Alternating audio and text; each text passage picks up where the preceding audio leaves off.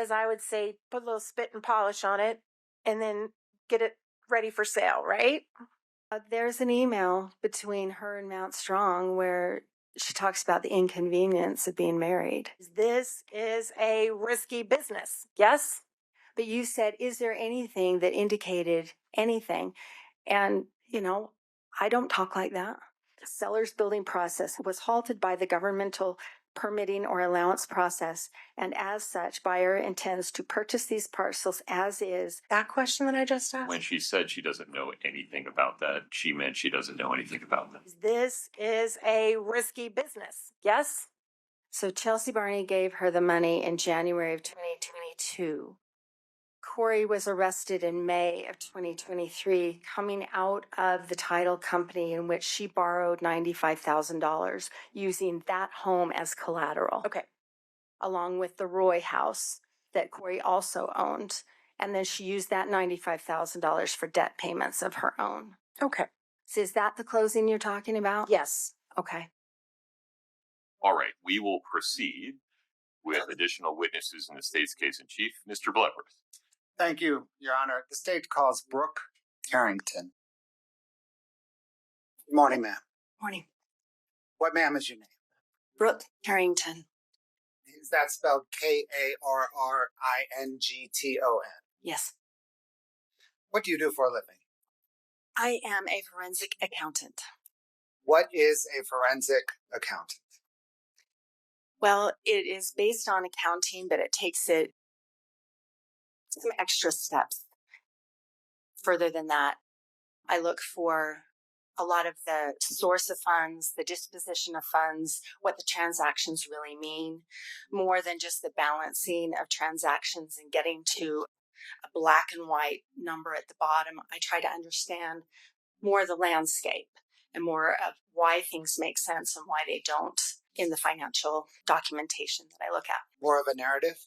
Yes. What, ma'am, is your education and training in forensic accounting? I've been at this for 38 years, and I have a bachelor's in English, I have an MBA, and I have several certifications that support that. Who's your employer? I have a firm. It's a small firm. We're based in Salt Lake City. Do you teach or present as it relates to forensic accounting? Yes, I've presented many times over the years to Masters of Accounting students, mostly quite often at the business school at the University of Utah. And I am the adjunct professor of the Fraud Examination and Forensic Accounting course at the University of Utah's Business School. Did you also have a hand in developing the curriculum for that course? I did. I created it from scratch. I got no help. You had two hands. Two hands. Ma'am, have you testified as an expert before? Yes, I have. Have you testified in state cases? State cases, yes. Federal cases? Federal cases, yes. Have you testified on behalf of both plaintiffs and defendants, plaintiffs and defendants? That's correct, yes. And both the state and the defense? Yes. About how many times? Hundreds. I don't know how many. When did you begin testifying? I think the first time I testified for real was probably in 1991 or 2, something like that. And consistently since then? Yeah, fairly consistently, yes. Did the state engage you to forensically examine Kouri Richins' finances and related business practices leading up to and shortly after Eric Richins' death? Yes. And to value Eric Richins' estate at the time of his death? Yes, that's right. Did the state put any restrictions whatsoever on the scope of your forensic examination? None. Did the state restrict the time frame? No. Did the state restrict the types of transactions? No. Types of loans involved? No. Any restrictions at all? No. Did the state engage you on May the 31st, 2023? Yes. Is Summit County paying you for your time? Yes, they are. Are they paying you at your customary rate? Yes, that's right. Prior to the state engaging you, did you perform forensic accounting work for the estate of Eric Richins? Yes, I did. What accounting work did you perform for the estate of Eric Richins? As I recall, most of the focus at that time was the use by Kouri Richins of the estates, the family money, and particularly the home equity line of credit that she had taken out against the home where the family lived. Did there come a time when you stopped working for the estate of Eric Richins? Yes. When was that? Well, I began working for them when Kouri Richins had filed a lawsuit against Katie Benson as the trustee of Eric's estate. And so that was the very end of April into May of 2022. And then I worked throughout that summer. And then at some point, the estate got new attorneys. And I had a Zoom call, maybe 2, with them to kind of get them up to speed. And then after that, I didn't have a role in the case. I recall maybe they asked me for some follow-up to clarify some of the work that I'd already done. So it's really hard for me to determine exactly when I stopped working, but by the fall of 2022, I was done. I did have some additional kind of follow-up stuff. It's kind of a cloudy answer, but that's my best guess. Did the estate of Eric Richins pay you approximately $14,000 for your services? Yes. After they paid you, did you have any further interaction with the estate of Eric Richins? No. Ma'am, what documents did you study to conduct your forensic analysis related to this case? I've reviewed probably hundreds of thousands of documents and their deeds of properties, the loan agreements for the loans on those properties, loan agreements for a set of payday loans that Kouri Richins had, the UCC filings that are filed with the state of Utah associated with many of those loans, bank account statements for 27 accounts, and those include the family account that Eric Richins and Kouri Richins shared, from which they paid their household expenses, Eric's business accounts, Kouri Richins' business accounts, her personal accounts, checking accounts at America First Credit Union, Navy Federal Credit Union, credit card accounts, the home equity line of credit account. Were we just talking documents? Yeah, let's continue with documents. Did you review any emails? Tons of emails for many different purposes. I reviewed insurance policies and insurance payout documents, the estate planning documents like the will, the trust, the premarital agreement, the buy-sell agreement that Eric Richins and his business partner had for their business. I've reviewed the real estate purchase contracts, the REPCs, for most or all of the properties, specifically the 12 or 13 on the big Midway house. Did you speak with anyone as part of your analysis? I did. Who did you, or what types of people did you speak with? Okay, so I interviewed a number of people. Interviewed the CPA who had done tax accounting work for the Richins. I interviewed the realtor, Mike Malmrose. I interviewed the insurance companies. I interviewed bank representatives. I interviewed lenders. I interviewed the prior owner of the big Midway house, the current owners of the Midway house, the building department of Wasatch County, that's the permitting entity for the big Midway house. Did you interview any representatives from insurance companies? Yes, I did. What, ma'am, is your methodology or process for forensically examining someone's finances? My process usually begins with the bank account statements, because that tells a lot about a business or a person, and helps me understand the landscape of things, and helps create a narrative, because those are the things where it tells me the source of funds, how much it is, how often it comes in, how it's used. And you think about someone who has young kids at home, their expenses are going to look very different than people who are later on in their life. And so it describes a lot. And then also what's left over at the end of the month and what things look like over time. And that helps me understand then, I get to know an account specifically, and I get to know what's typical in that account. And then therefore it helps me understand what is atypical. So what's not typical. And it also helps me understand the different points along a chronology about what happened when. And that is also very informative.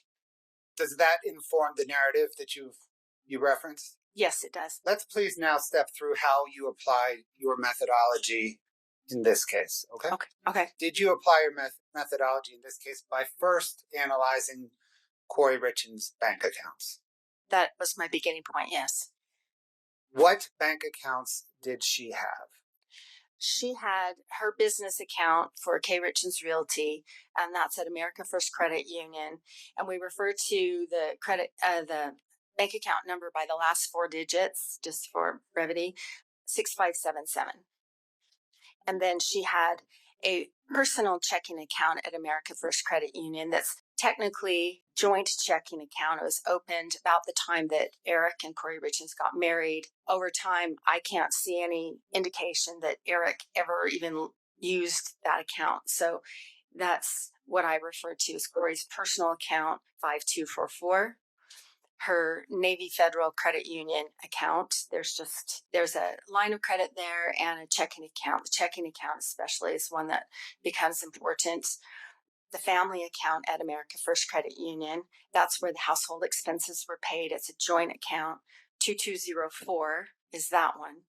And then I know you asked me about Kouri's accounts, but I also looked at Eric's business accounts, 7664, and then he also had a personal account. Let's go back to Kouri Richins' accounts. Okay. You mentioned business accounts. To analyze her business accounts, did you first have to understand her business? Yes, that's helpful. This is the business registration that K Richins Realty filed with the state of Utah.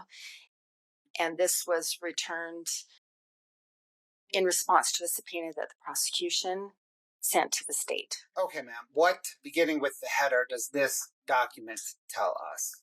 It tells us the registration number, which is a number the state gives it. The business name is K Richins Realty, LLC. It's a limited liability company. It was registered April 26th of 2019. What, ma'am, does this page tell us? Well, it repeats the name of the business, K Richins Realty.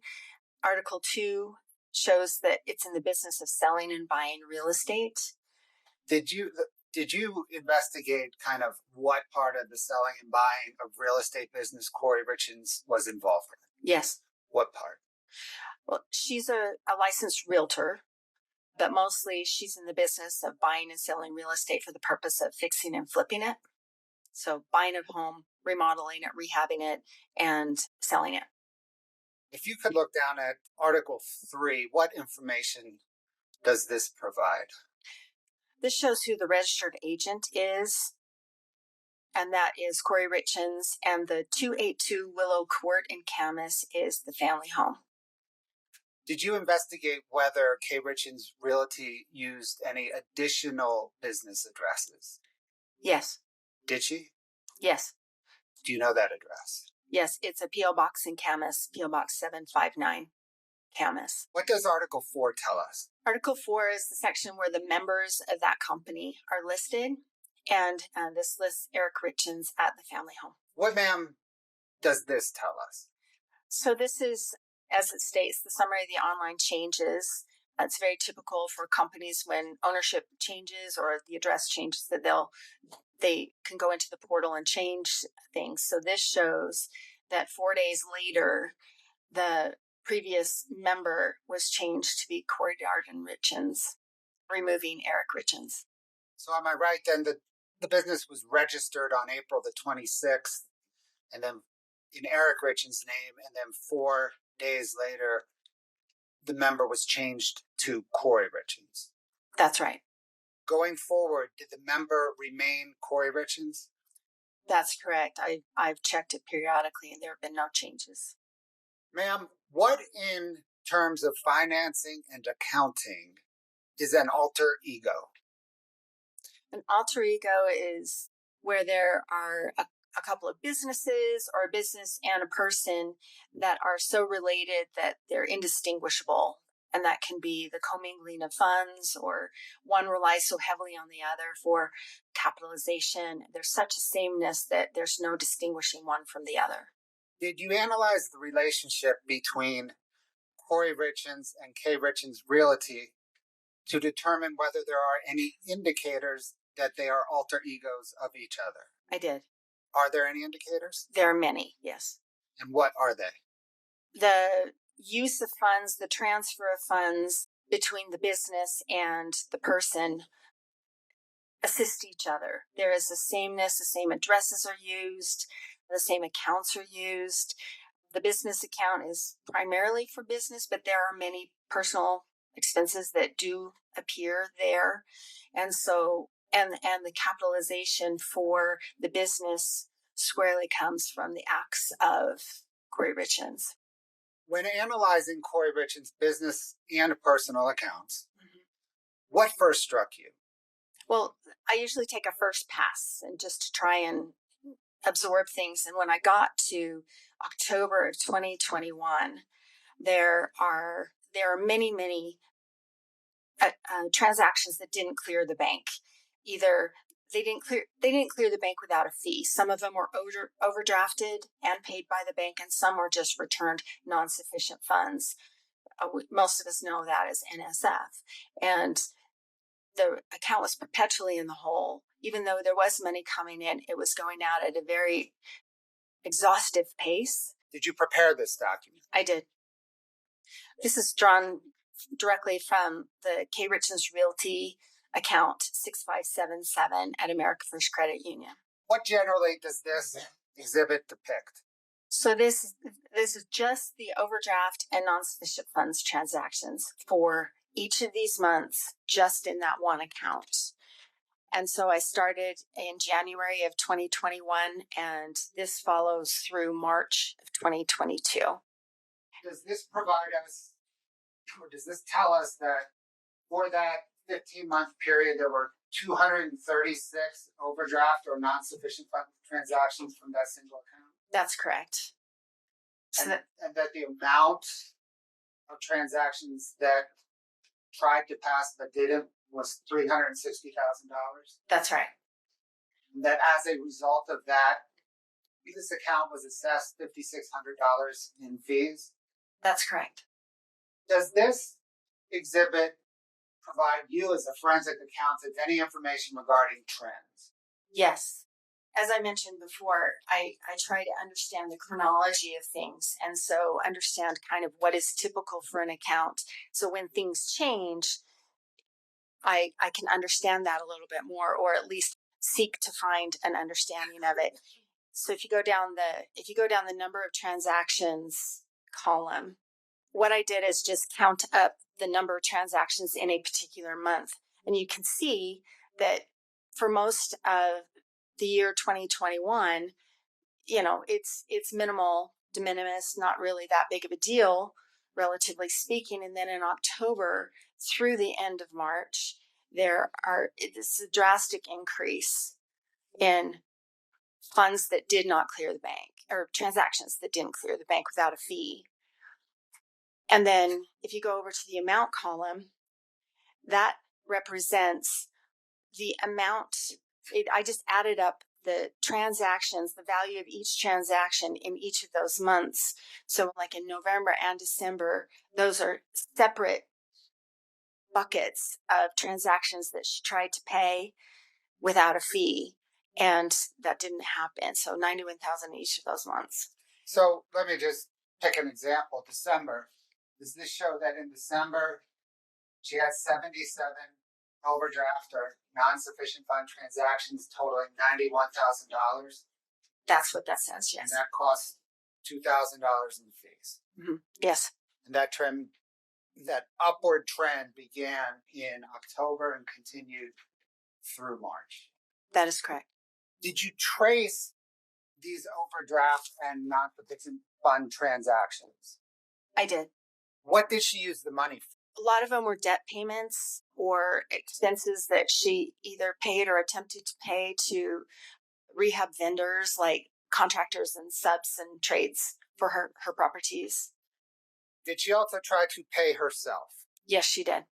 Scott, can I get 5-109 Delta, please? Ma'am, do you recognize this document? Yes, I do. Did you prepare it? I did. What material did you use to prepare it? This also drew from that same account at America First, the K Richins Realty account 6577, and the personal account 5244 in some instances, and then also that Navy Federal Credit Union checking account for Kouri Richins. What, ma'am, does this depict? They are pairs. And so on the left hand, these are the checks that Kouri Richins wrote from her Navy Federal Credit Union account to herself and deposited them into the America First Credit Union accounts. And they were returned unpaid. They bounced. So does this show that Kouri Richins wrote approximately $60,000 in checks to herself beginning in August of 2021 through May of 2022 that bounced? That's correct. And she wrote them from a checking account that had a balance of either it had a balance that ranged between negative $51 and $29. That's right. So taking the December 23rd, 2021 line as an example, does this show that on December the 23rd, Kouri Richins wrote a check from her Navy Federal account for $10,000, deposited that in her America First Credit Union account at a time that she was $51 in the hole on her Navy account? That's correct. She wrote two of those checks. The one for $10,000 and then the next one for $4,000. Got it. And there was another $10,000 the next day, right? That's right. Okay, ma'am. You mentioned how in analyzing the non-sufficient and overdraft fund transactions, that beginning in October there was an increase in the number of overdraft and NSF transactions. Did that cause you to then drill down into the October through March bank statements? I did, yes. They are the America First Credit Union bank account statements for the K Richins Realty account 6577 from October 21 to February 22 that America First Credit Union responded pursuant to a subpoena from the prosecution. Ma'am, for those of us whose spouses handle the banking, what are we looking at? This is a bank account statement. What I'd like to do is, did you analyze this bank account statements and the others? This is the header. So this will show the owner of the account. This is K Richins Realty LLC. This is that PO Box 759 in Camas that we talked about. And then this is the account statement for October 31st of 2021. Here's the account number 6577. And then this section below is the summary account, the summary of the account.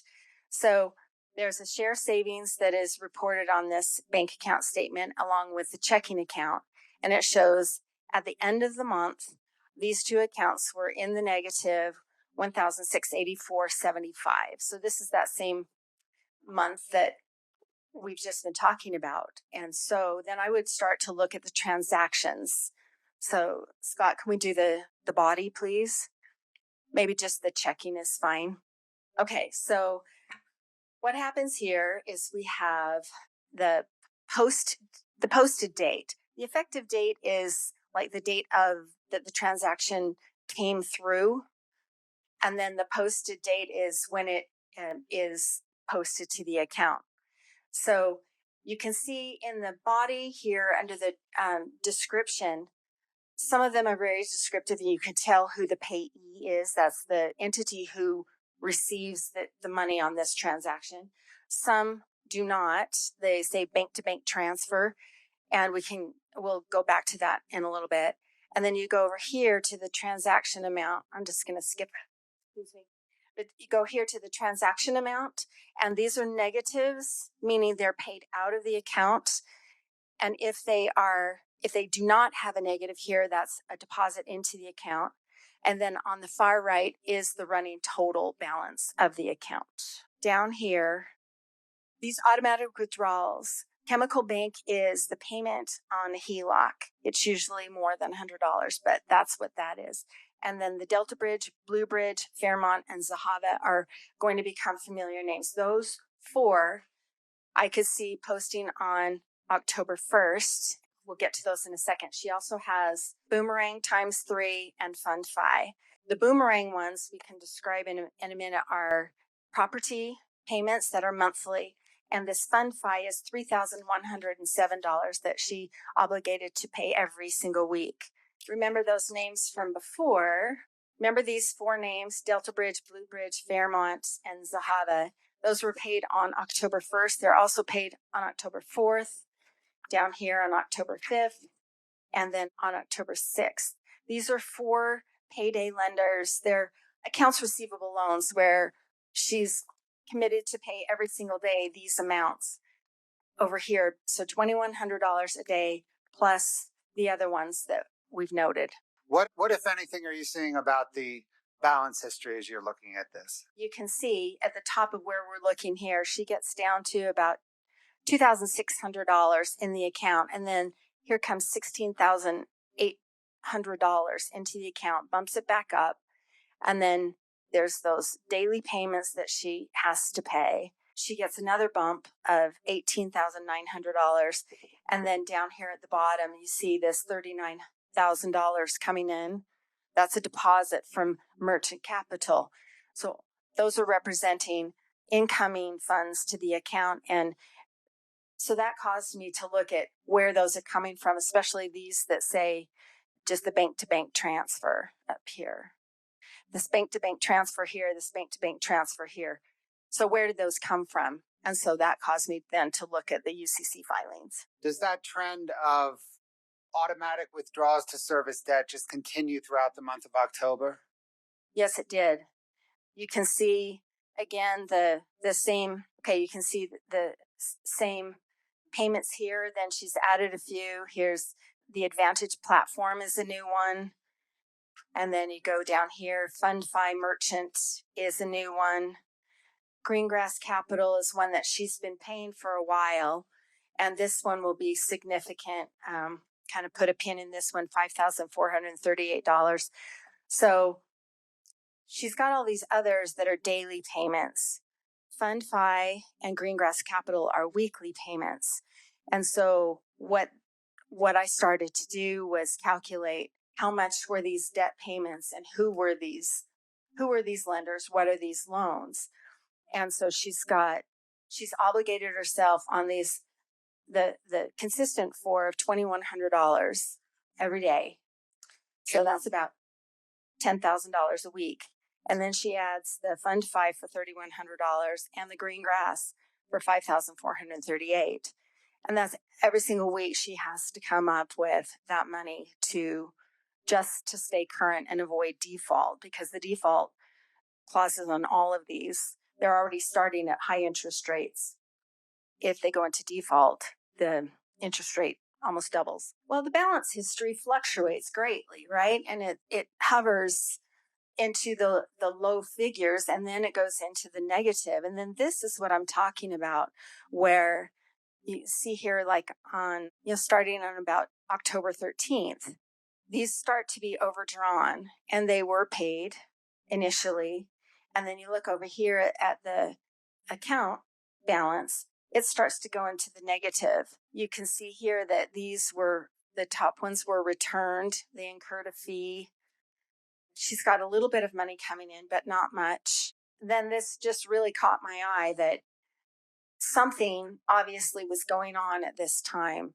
Here she's trying to pay for business expenses, for debt payments, a couple of personal expenses, and these are all being returned. And she's $6,000 in the hole at the end of this page. She has a new deposit from a new lender, One Main Financial, on October 20th for $31,680.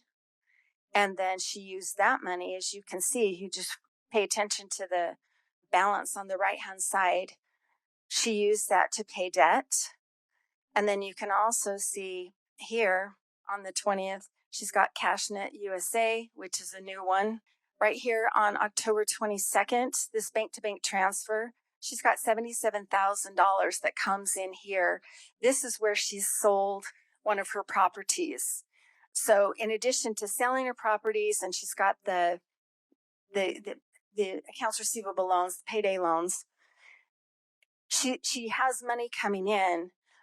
But then I started to look at the velocity, how quickly, how long did that money last? She pays for some rehab expenses for painters and things like that. She's managing the business using some of her revenues from her sales of properties, but then she's also incurring more and more debt because it's not enough. And you can see here on October 27th, she's got a new one for QSF Capital. And this payment, so there's QFS Capital. This lender gives her the income in stages, and that's a payment that she needs to pay every day in order to stay current on that. So that's on top of the other loans that she already has to pay. You can see down on the 28th, the very bottom line of this screen, on October 28th, you can see another payment right there for QFS Capital of $1,689.75. And so then back to my process, I start to look at this and try to understand where this money's coming from, who these lenders are, where the money's going to, and what's the end game. Okay, ma'am, that was the October statement, correct? Excuse me, yes. My fault. We're not going to go through November, December, January, February, but let me ask you, do those months present the same as October? Yeah, and the fundamental nature, yes. And by fundamental nature, do you show that, or do you mean that she had similar debt service throughout that time period? Similar, yes. I mean, there are changes, of course, but yes, the same fluctuations in the bank account, the same in, adding new lenders consistently and using a lot of the new money to pay for debt. Do those other statements present the same low balance history? Yes. Does she deplete whenever she receives funds into the account? Does she deplete them with similar velocity? Object to leading. Overruled. Yes. So you just said that analyzing this statement caused you to next analyze her debt. Is that right? That's right. Let's turn there. What material did you review to prepare it? So this was a combination of the bank account statements, the loan documents for the accounts receivable payday loans, the credit card accounts, her lines of credit at different banks, and the home equity line of credit. Ma'am, what does this depict? So in that same time period as before, starting in January of 2021 through March of 2022, the total debt she owed on real properties, the credit accounts, the credit cards and her lines of credit, and the account receivable loans, the payday loans that we've talked about. Does this show that on March of 2022, she owed $7.5 million and was paying approximately $80,000 a month towards that debt? That is what that shows, yes. Scott, can we split screen, please, Delta with Foxtrot? So this is just graphic depiction, a line graph that uses the information from the chart. The orange line along the bottom is the total debt paid. And then the blue line above is the total debt owed. And this is for, again, all the real estate all the lines of credit, credit cards, and the payday loans. Does this exhibit show that between January 21 and March of 22, her debt was generally increasing except for a dip between, call it August and February? That's correct. And that whole time, the amount she was paying to service that debt remained generally the same except for a blip in April of 2021? That's right. This is that same concept. I just wondered if we might want to discuss this without the real estate. So this is just the loans, the lines of credit, the credit cards, payday loans, and so I've just taken out the loans on the properties. So does this, for example, show that in March of 22, she owed $800,000 in non-real estate debt? That's what this shows, yes. And she was also that month paid about $80,000 to service the debt. That's right. Which is about the same $80,000 she was paying to service everything. It is the same. And for most of her real estate loans were balloons. So her notes were balloons, like a 6 month. She'd borrow here and they did not require monthly payment. Most of them did not require monthly payments. And so that's why you'd see same numbers there. Is this again then the graph of what's on the left-hand side? That's right. So the same concept, just without the loans on the real estate. The total debt owed seems to flatline about October 2021. Yes, it pretty much does, yeah. Why? There are a lot of reasons why. I don't know all of them. It looks to me like she's just exhausted her funding sources, and there are very few new funding sources that kind of come in after that first period. We've talked a lot about some of the new ones. Kind of after that, there weren't a lot of new ones. So that's the explanation I believe is correct. Thank you, Scott. Does understanding Kouri Richins' debt narrative begin with any particular loan? Yes. What loan? When she started her business, the home equity line of credit that was taken out in March of 2019. What is a home equity line of credit? So it is a loan, but the funds are held and they're available for a borrower to draw from as needed. So it could sit there just as an open line of credit and not be used. And it's based on whatever equity that someone has in their home. And was the home involved the home that she and Eric Richins and their children lived in? Yes, it did. This is the warranty deed from November of 2012, in which Eric Richins took ownership of the property that he bought from Clint and Katie Benson. This is the Willow Court home. Ma'am, what information does this provide? So the warranty deed is the transfer of ownership. And so shows that Clint and Katie Benson previously owned the property, and Eric Richins is the new owner of the property. Lot D11 Wild Willow subdivision is the part of the legal description. And then finally, there's the date of November 9th, 2012. Was this the warranty deed in place on the home at the time the HELOC was taken out? Yes.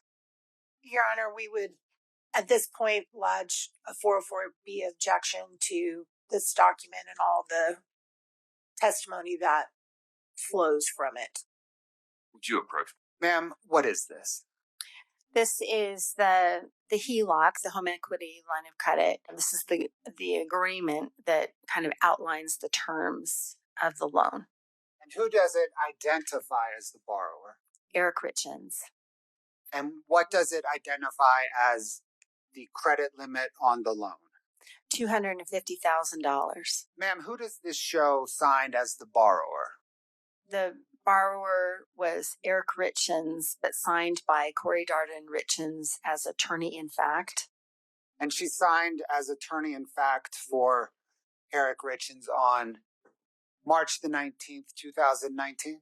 Yes, I use the HELOC statements from TCF Bank, Huntington Bank. Along the top are the months, every other month, but each bar represents a month. And the negative numbers indicate the balance of the loan as of that month. So, for example, on March 1st, March of 2019, there was a draw of $60,000 shortly after the loan was approved. And so that stayed at that balance for a few months.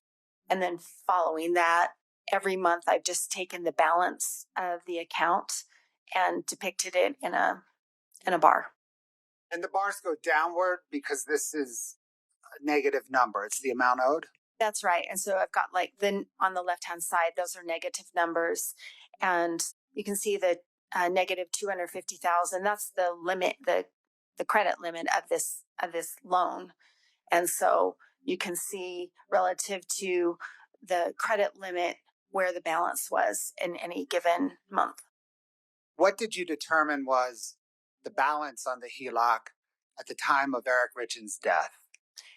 At the time of his death, it was over its limit, $254,000. Did you analyze the payments made towards this balance? Yes. You mentioned the 60 was a draw. So what did your analysis show regarding payments?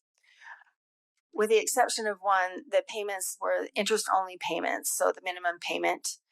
And then you can see in October of 2020, there's a rise in the balance. There was a $50,000 payment made in October 2020.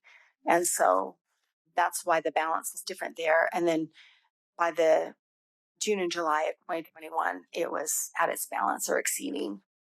So am I right then that but for the one $50,000 payment in October 2020, the only payments were minimum monthly interest payments? That's correct. Were you able to trace the HELOC draws to see where the money went? Yes. What did you determine? They were by and large for rehab expenses related to Kouri Richins projects. Let me back up half a step. When you analyze the payment history, what were the source of the payment? What was the source of the payments?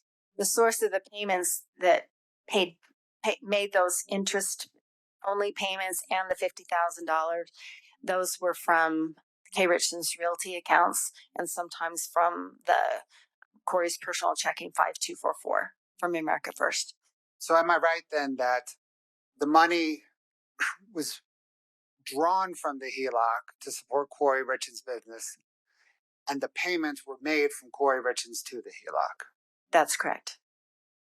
Any transaction history involving Eric Richins? Not that I could see. I looked at every transaction available. I couldn't see any.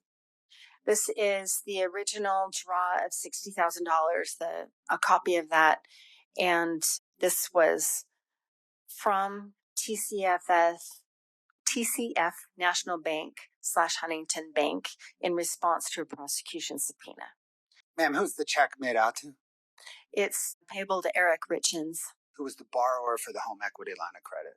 Eric Richins. Is it typical for the borrower to be the named payee on draws of an account? Yes. Did you trace where this $60,000 went? Yes. This is the bank account statement from America First Credit Union for Kouri Richins. This is that personal checking account 5244 for April of 2019, which would have covered the March of 2019 transactions. And did you trace that $60,000 draw that we just looked at into this account? I did. Can you please show us where it lands in this account? Yes, I think it's the second. You can see on March 29th, there's a deposit of $60,000 into the account. Did you then trace the funds from that account? I did. Where did the funds go?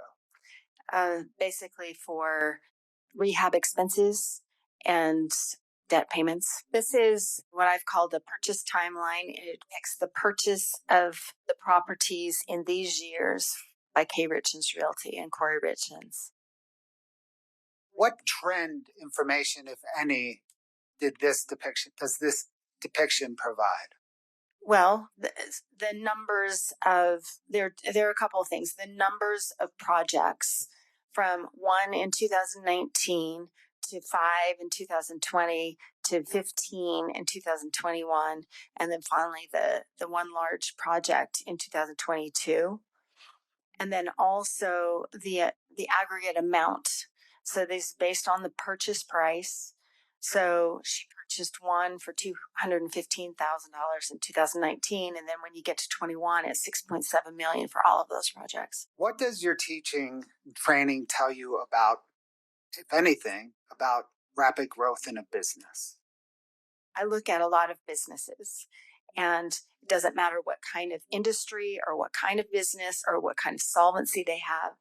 Managing growth is really challenging, and managing this kind of exponential growth is challenging for any kind of a business. And so this depicts that, I mean, you don't really need to know much else, but to see a growth from 5 projects to 15 from one year to the next, or 2.2 to 6.7 in 1 year, that presents a challenge for anybody. Did you analyze each of the purchases depicted here? Yes, I did. What material did you use to prepare it?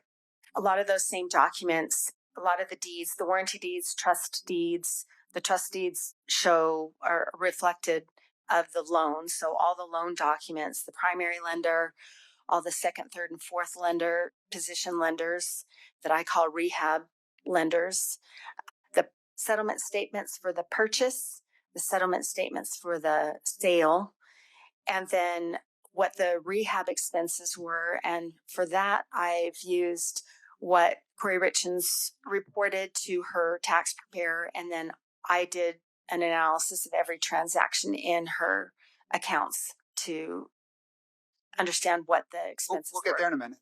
Thank you. I want to admit it first. Sorry. Your Honor, the state moves to admit 6-24 Delta. No objection.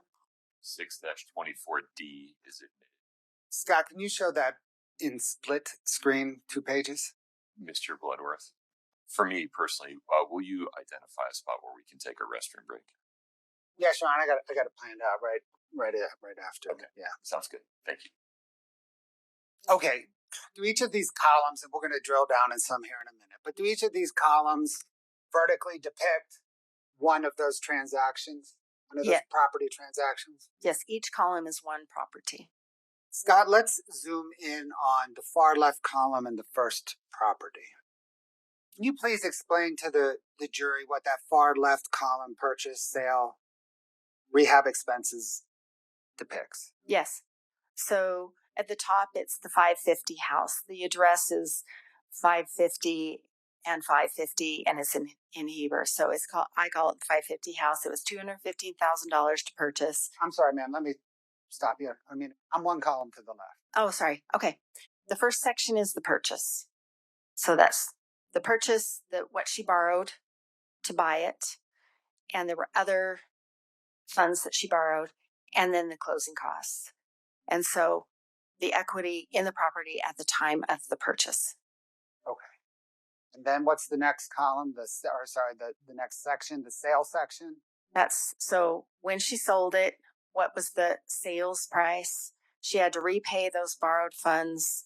If I knew the closing costs, I've included them. If I haven't, if I wasn't sure I had the final settlement statement, I didn't include it. And then I get what the net proceeds were at the time of the sale. So that would have been the amount that landed in her bank account. Okay. And then the bottom rehab expenses section. What is that and how did you calculate it?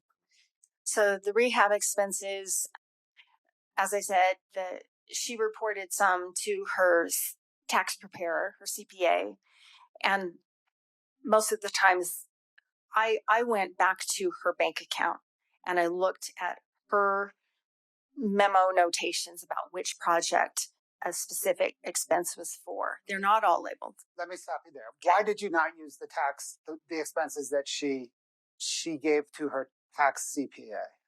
They were not correct. Okay. Objection, Your Honor. Can we approach? Yep, please proceed.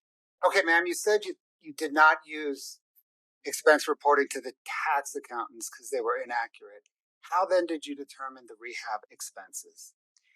So I went through every transaction in that K Richins Realty 6577 account.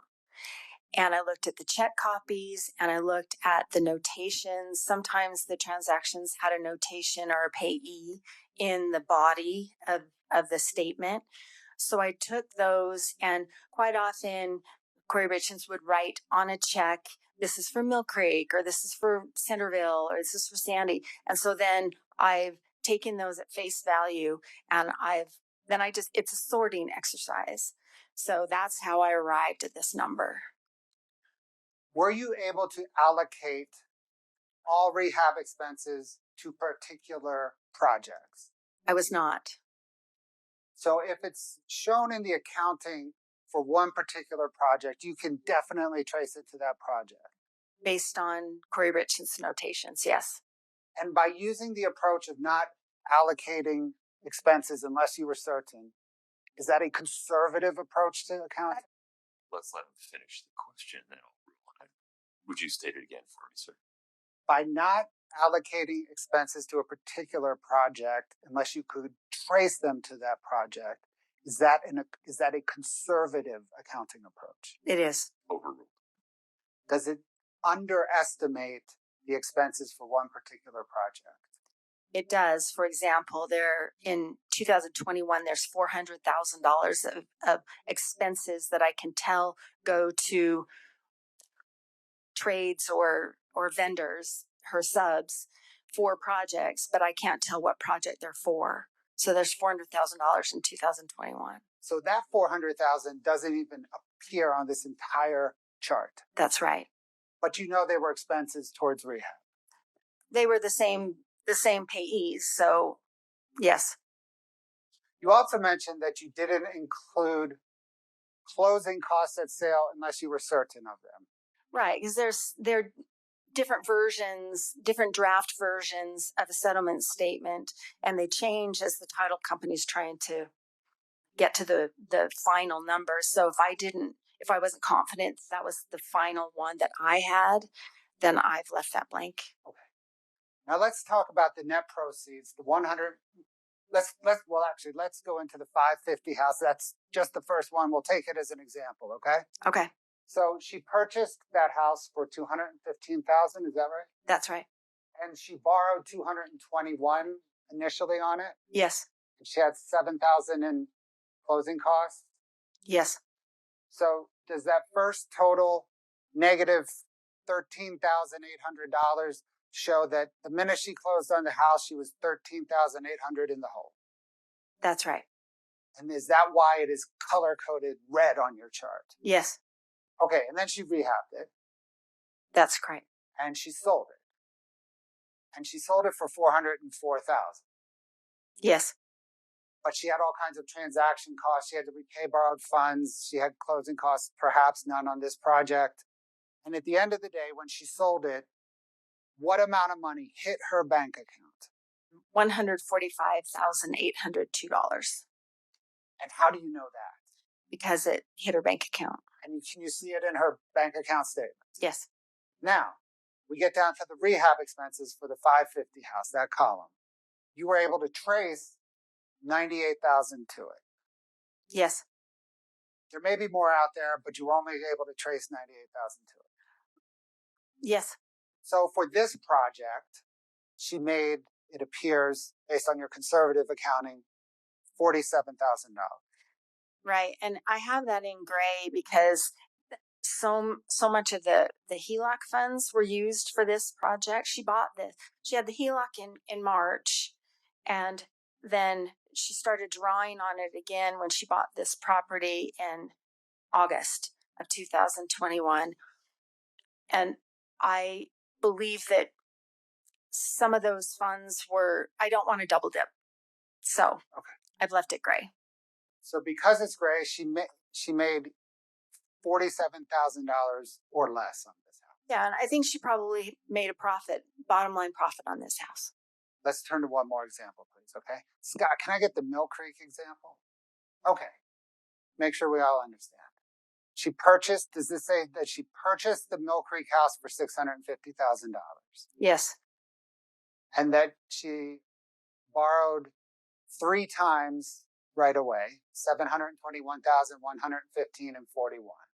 Yeah, so she bought this in March. So the borrowed funds of 721 is what she borrowed out of the gate. And then the 115 came a few months later. How about the 41? And that was also a few months later. So kind of equity at the time of purchase or within a few months of purchase, she was $228,000 in the hole on this house. Yes. She sold it for $115,000, $1,115,000. That's correct. But she had closing costs. She had to repay what she bought on it. And she had $836,000 in costs unrelated to the rehab. Is that correct? Right. That's just the loan. And you'll notice that the repayment of borrowed funds is the same amount as the borrowed funds above. Right. So I'm sorry, I can't remember exactly why I did that, but that is the interest should be on top of that. So that's a conservative amount. There should be interest payment or interest costs. Why did you not include the interest costs? I can't remember. I had a reason and I can't remember. But your reason at bottom was it was conservative to not include them? It was she had to repay at least what she borrowed. So. But at the end of this transaction, when it closed, how much money hit her bank account? $32,467.43.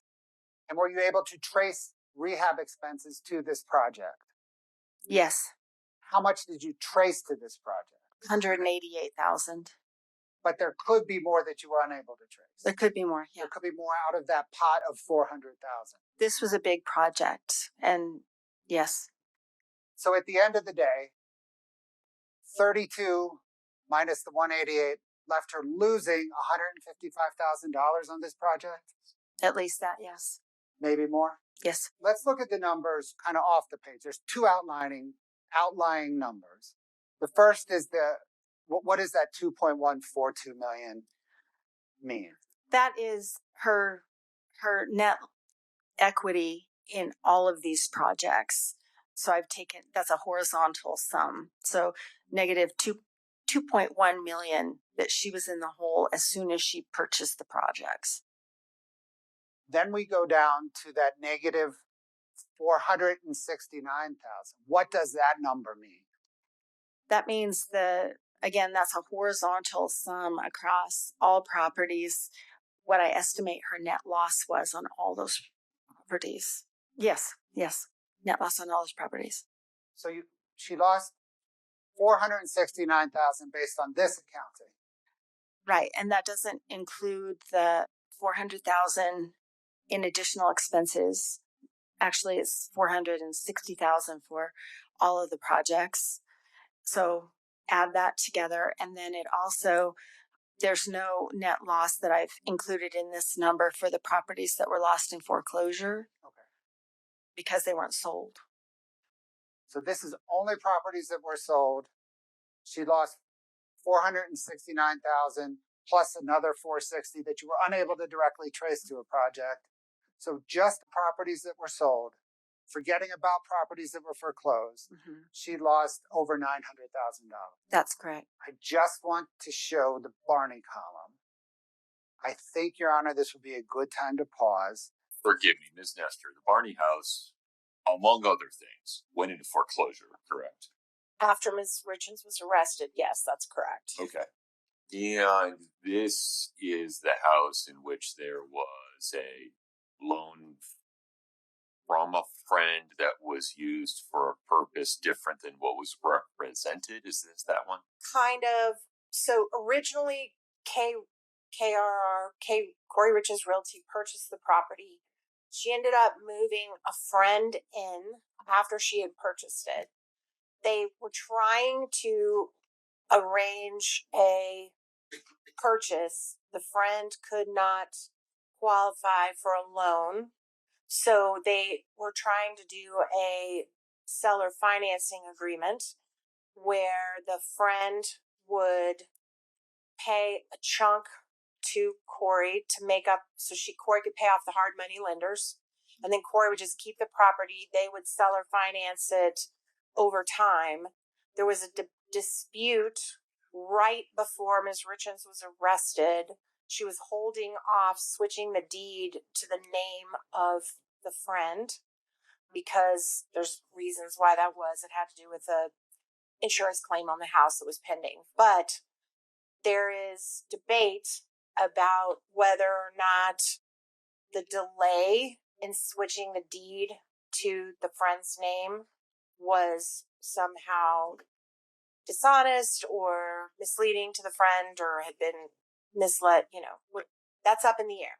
So if we're only looking at the Barney property for the purpose of this property profit analysis, I don't have a problem with that.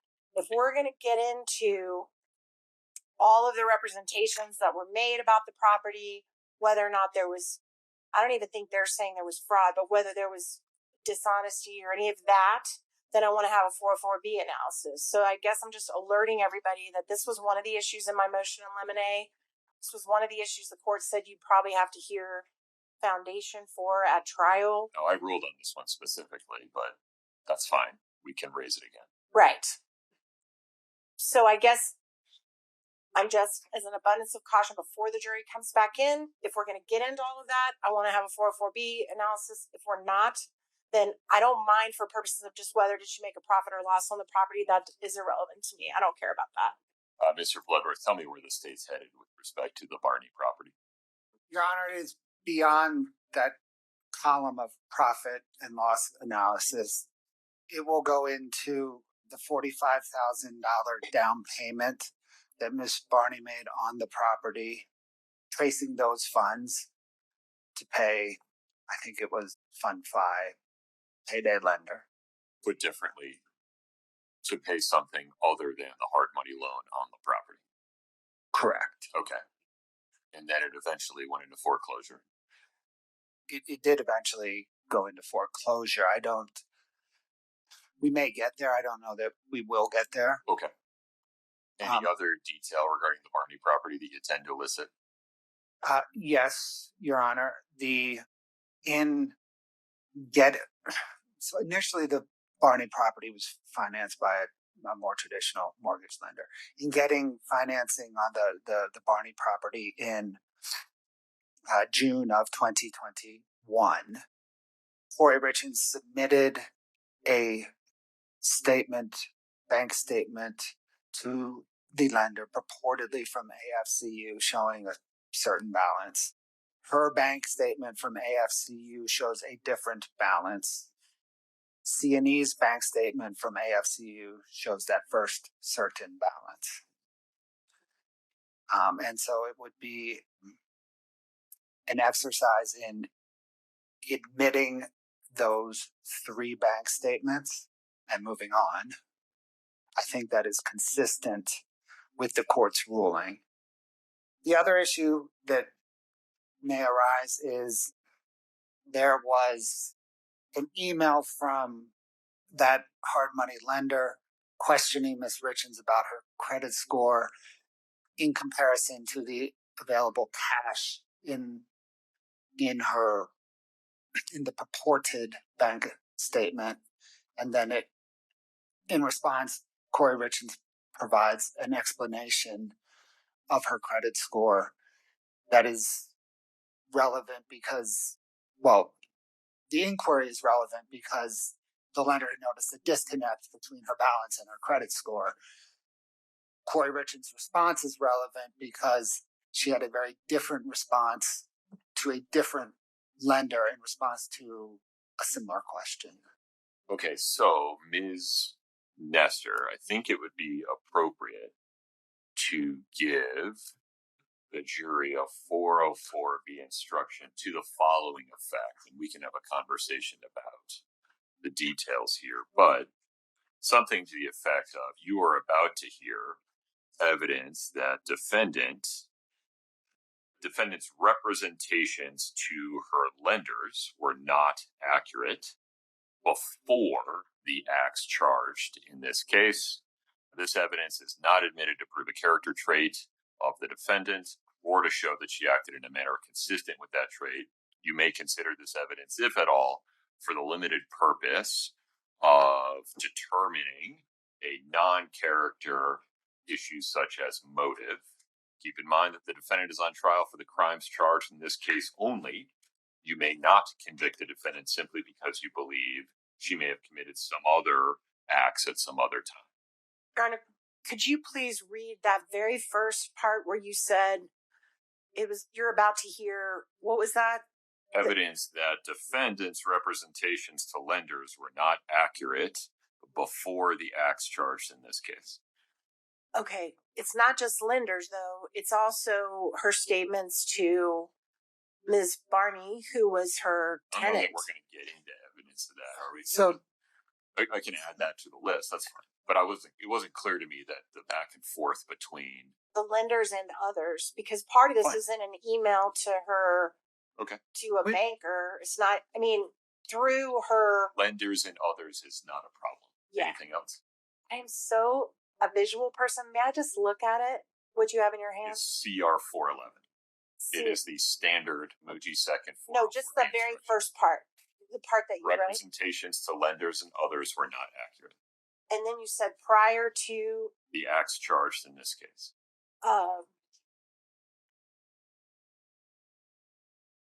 Give me just a minute. Or around the time of the acts charged in this case. There's no science to this. Yeah, it's the point is cannot consider it for the character-based purpose. I understand. Your Honor, let me provide more context. There is an email between Kouri Richins and Miss Barney where, Kouri Richins explains, and Miss Barney indicates her understanding that this money is a down payment. We will get to that email with Miss Barney, but as it relates to Miss Karrington, the state will ask, what was your understanding of the purpose of this $45,000? Let me head off maybe a 403 cumulative objection. So I mentioned the inconsistent bank statements. Right. I mentioned the first set. There are 5 more in the history of this Barney home, kind of in short order before Eric Richins' death. They are not cumulative because they show an evolution between Kouri Richins and the lender of essentially the lender saying, I need to see this, Kouri Richins provides this number. And then when that doesn't get the job done, lender comes back and says, I need to see a bank statement showing this. And then Ms. Richins comes back with a bank statement showing this. So there is a relevance to the iteration that is beyond a cumulative effect. And remind me the month and year that this is all occurring.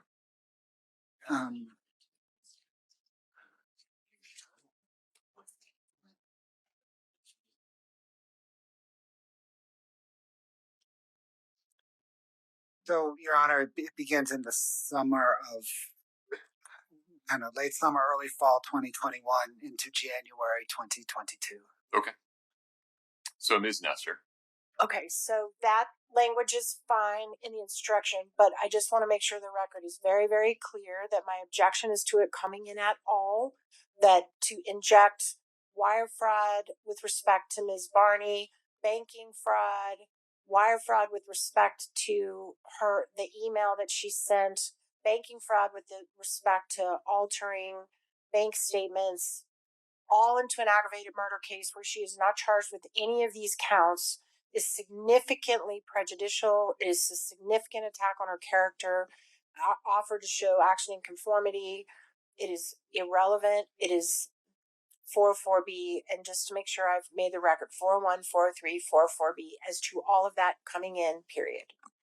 Okay. As discussed on the record, in multiple days of motion in limine hearing, and in 2 written rulings by the court, both on defendant's motions in limine and the court's amended ruling regarding intrinsic evidence, defendant's 404B objection to the admissibility and defendant's objection to the admissibility of this evidence under rules 401, 02, and 03 are overruled for the reasons discussed on the record previously and written about extensively by the court. The issue before the court today is the form of a 404B instruction to be given before the evidence comes in. I think we've arrived at that form, correct, Ms. Nestor? Yes, sir. Mr. Bloodworth, any addition there? No, Your Honor. Okay. Anything else before we invite the jury? No, Your Honor. Ms. Nestor? No, sir. Okay. We're ready for the jury. Ladies and gentlemen of the jury, in additional instruction, please listen carefully. You are about to hear evidence that defendants' representations to lenders and other individuals and entities were not accurate during the time before the acts charged in this case. This evidence is not admitted to prove a character trait of the defendant or to show that she acted in a manner consistent with that trait. You may consider this evidence, if at all, for the limited purpose of determining defendant's motive. Keep in mind that the defendant is on trial for the crimes charged in this case and for those crimes only. You may not convict the defendant simply because you believe she may have committed some other acts at some other time. Mr. Bloodworth, please proceed. Thank you, Your Honor. Ma'am, when we left off, we had highlighted the column labeled 299/Barney. Do you recall that? Yes. What does 299/Barney refer to? There's a house. The address starts with 299, and it's a house where Kouri Richins' best friend, Chelsea Barney, lived. So that's my abbreviation of that house. And did you analyze that purchase transaction? I did. Are you familiar with Iron Bridge Financial? Yes. What is Iron Bridge? They are a hard money lender, and they are the lender that Kouri Richins engaged for this particular property purchase. What, ma'am, is a hard money lender? Hard money lenders are typically it's called hard money because the terms are hard, and the interest rates are higher than conventional loans like from a bank or a credit union typically. They also have very strict default clauses. They're usually used for shorter term lending. So there will be like a specific term, usually 6 months or 12 or something. And the terms are defined at a certain interest rate. And then upon default, it's an exponential growth. The interest rate quite often will double or other terms. Yeah. And do fix and flip businesses often use hard money lenders? They do.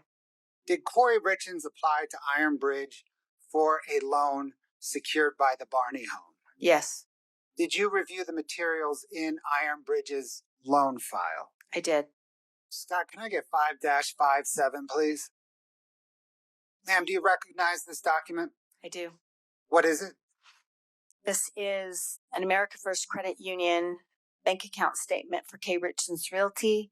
The account 6577 for May of 2021. And this was directly from Iron Bridge in response to a subpoena from the prosecution. Ms. Karrington, what information does this provide? So, as I said, there's the header, K Richins Realty LLC. The account number is 6577 and the statement of May 2021. And then, Oh, sorry. Go ahead. sorry.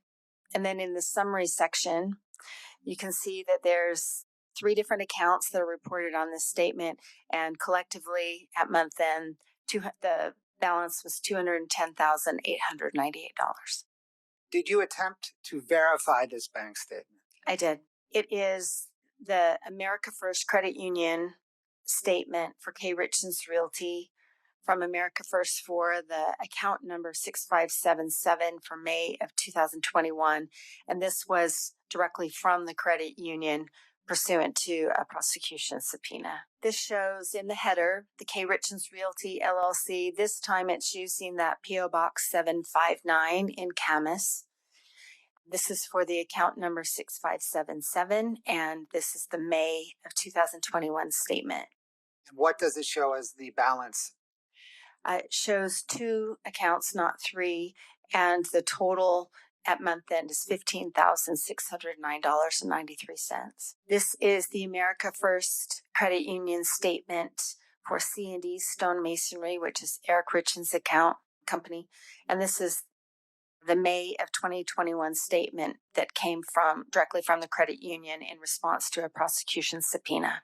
So in the header, we can see the company is C&E Stone Masonry LLC, which is Eric Richins and his business partner's company, and their account is 7664, and this is the account statement for May of 2021. And what is the ending balance? The ending balance of those 3 accounts is $210,898.61. Is it accurate then that the statement provided by the lender Ironbridge contained the header of K Richins Realty and the account summary for C&E Stone Masonry? That's right, and also the body of the transactions. Scott, can I get Exhibit 2-6, please? Ma'am, do you recognize this document? I do. What is it? It's an email string between Ironbridge and Kouri Richins, and this was from Ironbridge in response to a subpoena from the prosecution. Your Honor, the state moves 2-6 into evidence. Same objection plus hearsay, Your Honor. Let's see. Do we need the top half? Can we focus just on Kouri's? But Mike, I'm sorry, let me restate my question.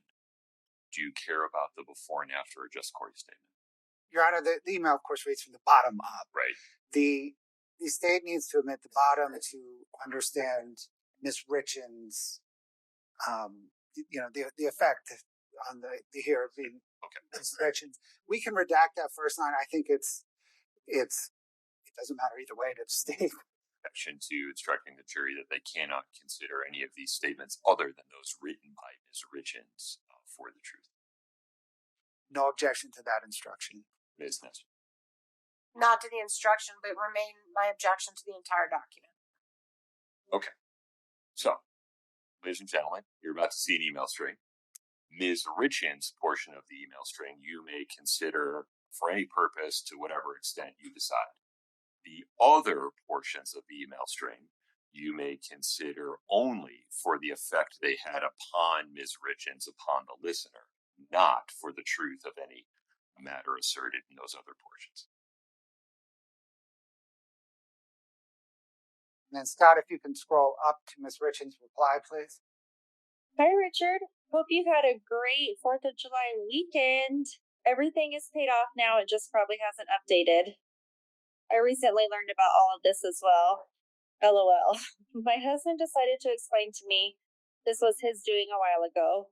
We're in the process or separation for one of many reasons, but this is one of them, to keep it short and sweet, LOL. It's been crazy to say the least. I look forward to working with you guys on our first of hopefully many projects. Kouri. Ms. Karrington, did you analyze whether all of Kouri Richins' credit card delinquencies were paid off in July of 2021? I did. Were they? No. Scott, can I get 5-21? Pam, do you recognize this document? Yes. What is it? It's the promissory note between Kouri Richins and K Richins Realty and Iron Bridge for the purchase of this house. Ms. Karrington, what information does this provide?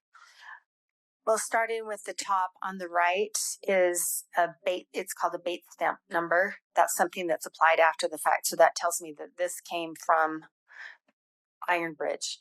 This is then the secured promissory note between K Richins Realty and Iron Bridge, and the loan amount, where it says principal amount, is $346,500 at a 10% interest rate.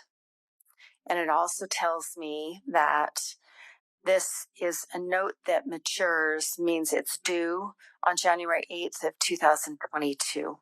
For context, ma'am, what at this time were traditional mortgage interest rates? They were at those historic lows, 2.5%, 3.5% for a 30-year mortgage. And did this loan involve a balloon payment? It did. So am I right then that for the 6 months term of the loan, Kouri Richins did not owe any money? This one, it was a balloon, but this one did require monthly payments. But then everything was due on January the 8th, 2022. That's correct. So it was started in the summer, and she had the monthly payments on it, and then she had to either refinance or pay it off by January 8th of 2022. Did Kouri Richins endeavor to refinance? Yes, she did. And did she use Excel Financial Services to try to refinance that loan? Yes, she did. It's the America First bank account statement for Kouri Richins, her personal checking 5244 for July of 2021. America First bank account statement for Kouri Richins, her personal account 5244, July of 2021. And then the 3 accounts in the summary section shows that she had $694,730.15 at the month end. This is directly from America First Credit Union for Kouri Richins, her personal account 5244 in August of 2021. That this is Kouri Richins' account using that PO Box 759, the account number 5244, which is that personal checking account, August of 2021. And the total of the 2 accounts is $1,893.94 at the end of the month. It is the American First Credit Union account for C&E Stone Masonry, the account 7664, January of 2021, that came directly from the credit union in response to a prosecution subpoena. So this is from the credit union, C&D Stone Masonry's account 7664 in January of 2021. And there are 3 accounts collectively at month end, $694,730.15. Again, was this information that came from Excel Financial Services and its principal, David Ige? Yes. Scott, if you could enlarge the bio portion of, thank you. I have been doing real estate investing for 4 years, from fix and flip projects to buy and holds to investing in companies, and to really stretch this out, I'll add wholesaling to the list. I have done small projects as low as $2,500 for an auction home. Maybe it was a mobile home, I can't remember, LOL. But I've also done multi-million-dollar fix and flip projects. I have a master's degree in human resources, in which has become very valuable in running my company of 2 or 3 occasional part-time workers based out of Park City, Utah. I am currently working on my general contractor's license. I Googled how to get one, so, that will be completed within the next month. I have been certified through, Renata's Real Estate Investment Education, and I also obtained a real estate license. In my last 5 deals alone, I have profited nearly $1 million. Just kidding, but I tell all my money lenders that. I am very confident in my work, in my part-time Craigslist workers, and my projects that I invest in. I would love to work with new investors on upcoming projects to really maximize the ability of our real estate investing capabilities and reach our full potential.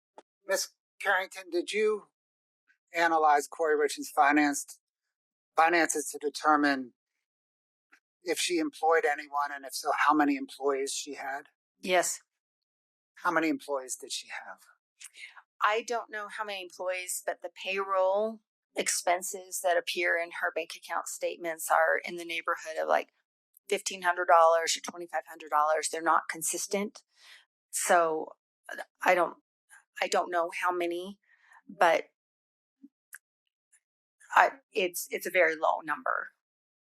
When you say her payroll expenses are, what did you say, 1,500? Some of them are $1,500 or in the neighborhood of $2,000 or $2,500. They're not consistent. Okay. And is it, call it 1,500 to 2,500 weekly, bi-weekly, monthly? No, they're occasional, they're periodic, and nothing that would rise to the level of paying, I don't think, paying over 100 people. Would it rise to the level of paying over 3 people? Depends on how much they're making. In your analysis, did you find any evidence that Kouri Richins profited $1 million on any 5 of her deals combined? No. Ms. Karrington, what is this document? This is the operating agreement of K Richins Realty, dated June 7th of 2021. And this was provided by Excel Financial and David E. Gay in response to a prosecution subpoena. It's an America First Credit Union statement. It says Kouri Richins in the header for September 2021 for the personal account 5244. And in the summary section, those 3 accounts collectively at the end of September were $169,442.28. This is the America First Credit Union statement for Kouri Richins, her account 5244 for October 2021. This is the America First Credit Union statement from the credit union of C&E Stone Masonry, account 7664 in September 2001, directly from the credit union in response to a prosecution subpoena.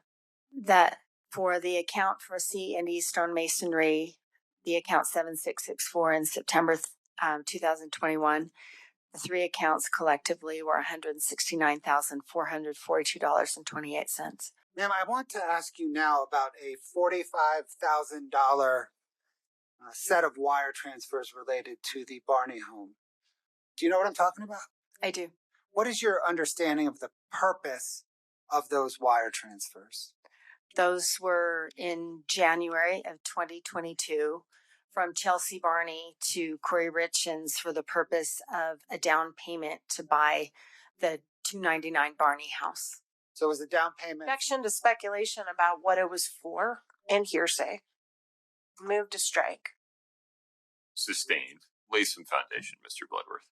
I'll just move to admit it. Same objection to this exhibit, Your Honor, that we've already, same objections. Okay, those objections are respectfully overruled. Ms. Karrington, have you seen this document before? I have, yes. Your Honor, can the court publish it to the jury? Yes. Scott, if you could just slowly please walk the jury down the text string. Ma'am, is this a text string between Chelsea Barney and Kouri Richins? That's my understanding, yes.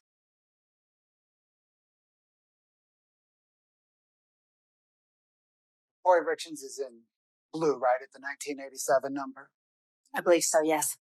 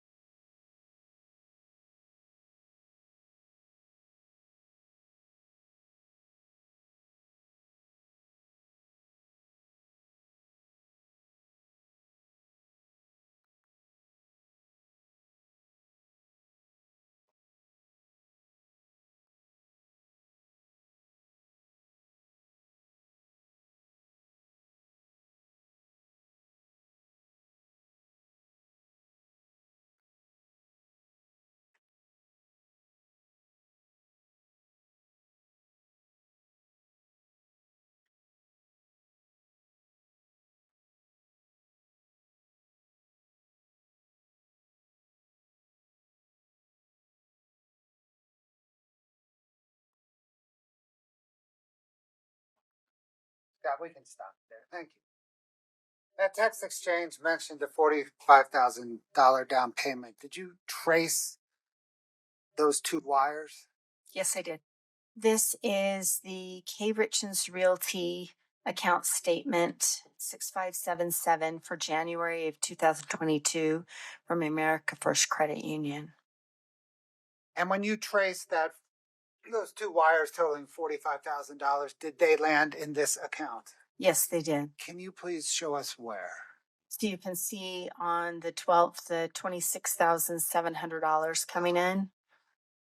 And then if you go down a few other lines, also on the 12th, down a little bit more right there, that bank-to-bank transfer, that's $18,300 coming into the account.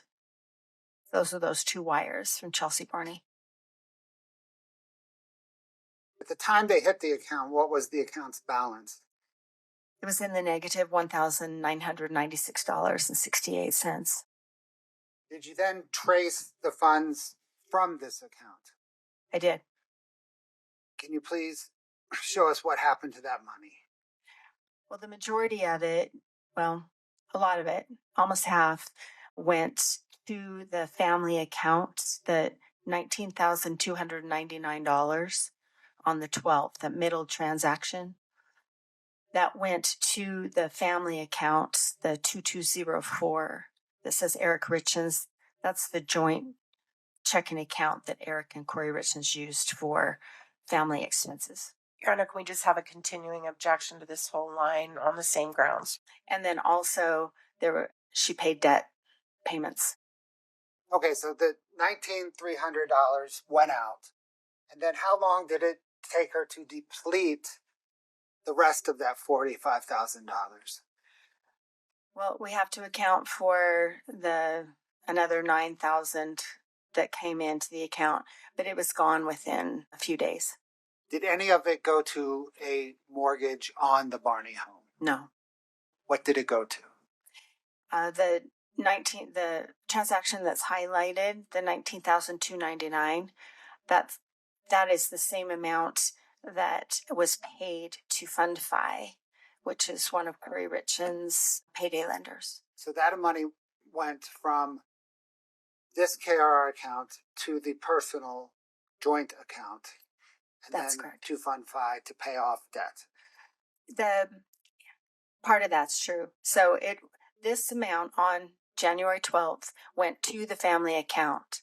And if we go to the family account, you can see right before this payment had been made. So this money going back to the family account replenishes that exact amount. Let's do that. Let's go to 5-33A.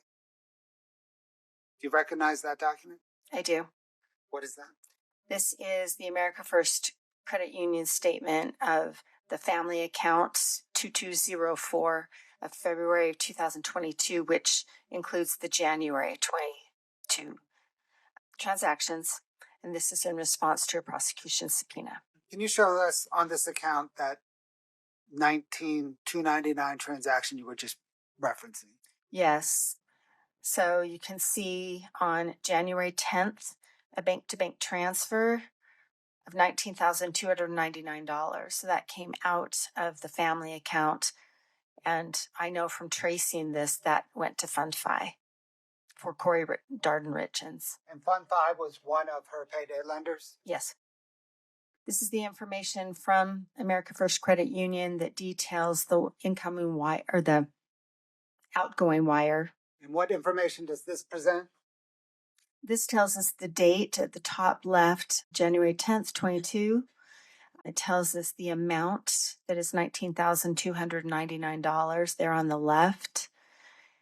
And in the middle column, it tells us that it came from the account 2204-9, but 2204, that's the family account. On the right column, it tells us the beneficiary, who's the receiver of the wire, is FundFi Merchant Funding.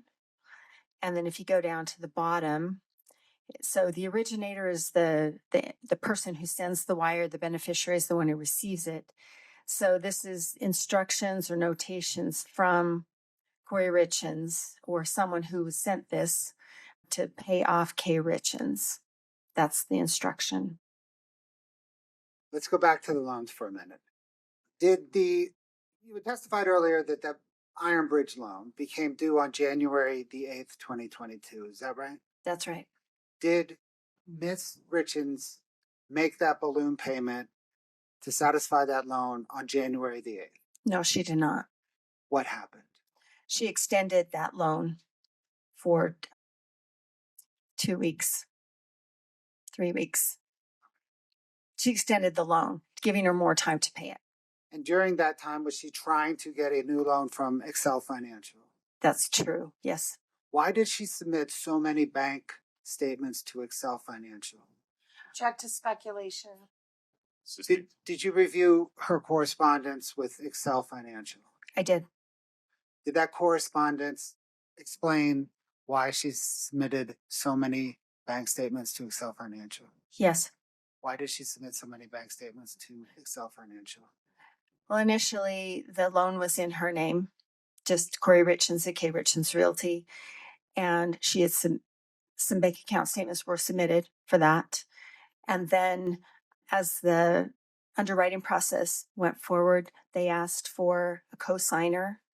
And so that's when the operating agreement that now showed Doreen Kouri with some ownership of K Richins Realty, when that was submitted, and also bank account statements were submitted for that. And then another stage where they needed to show a specific amount in a bank account statement in order to close. And the loan then became Doreen Kouri's loan as the principal of K Richins Realty. Did K Richins Realty ever enter into a financing agreement with Excel? No. What then happened with the Iron Bridge loan once it was extended once? It remained unpaid, and it was extended again to March 8th, 2022. Ms. Karrington, do you recognize this home? I do. Is this one of the projects of Kouri Richins' real estate business? Yes, it is. Did she use Boomerang Finance to finance this project? Yes, she did. Thanks, Scott. Can I get 5-58, please? Ma'am, do you recognize this document? I do. And what is it? This is an America First bank account statement for Kouri Richins Realty. K Richins Realty. Account 6577 from June of 2021. This is sent directly from Boomerang in response to a prosecution subpoena. Ma'am, what again does this information or does this statement present? This is like the others. This is K Richins Realty, the account 6577 for June 2021. And you can tell at the top, this came from Boomerang. And then the summary section calculates the three accounts. The total is $702,831.96 at the end of June. Did you attempt to verify this bank statement? Yes, I did. This is directly from America First Credit Union for K Richins Realty, LLC, 6577 for June of 2021 in response to a prosecution subpoena. Again, Ms. Karrington, can you show what information this bank statement presents? K Richins Realty at the P.O. Box 759, the account number 6577 for June of 2021. This came directly from the credit union, and the two accounts at the end of the month had the balances of $15,339.12. This is the America First bank account statement for C&E Stone Masonry for June of 2021. The account number 7664 that came directly from the credit union in response to a subpoena from the prosecution. This is the America First bank account statement for C&E Stone Masonry, the account 7664 from June of 2021. This one came directly from the credit union, and you can see in the summary section the three accounts totaling $702,831.96. Thank you. I want to switch gears a little bit now. You've used the term funding sources a couple of times. We're going to talk about funding sources, okay? Okay. This is based on the lender documents, the loan documents from the lenders for each of the properties. the home equity line of credit, the bank account statements, settlement statements for the purchase and the sale, and the deeds, the trust deeds that were recorded with the different county recorder offices.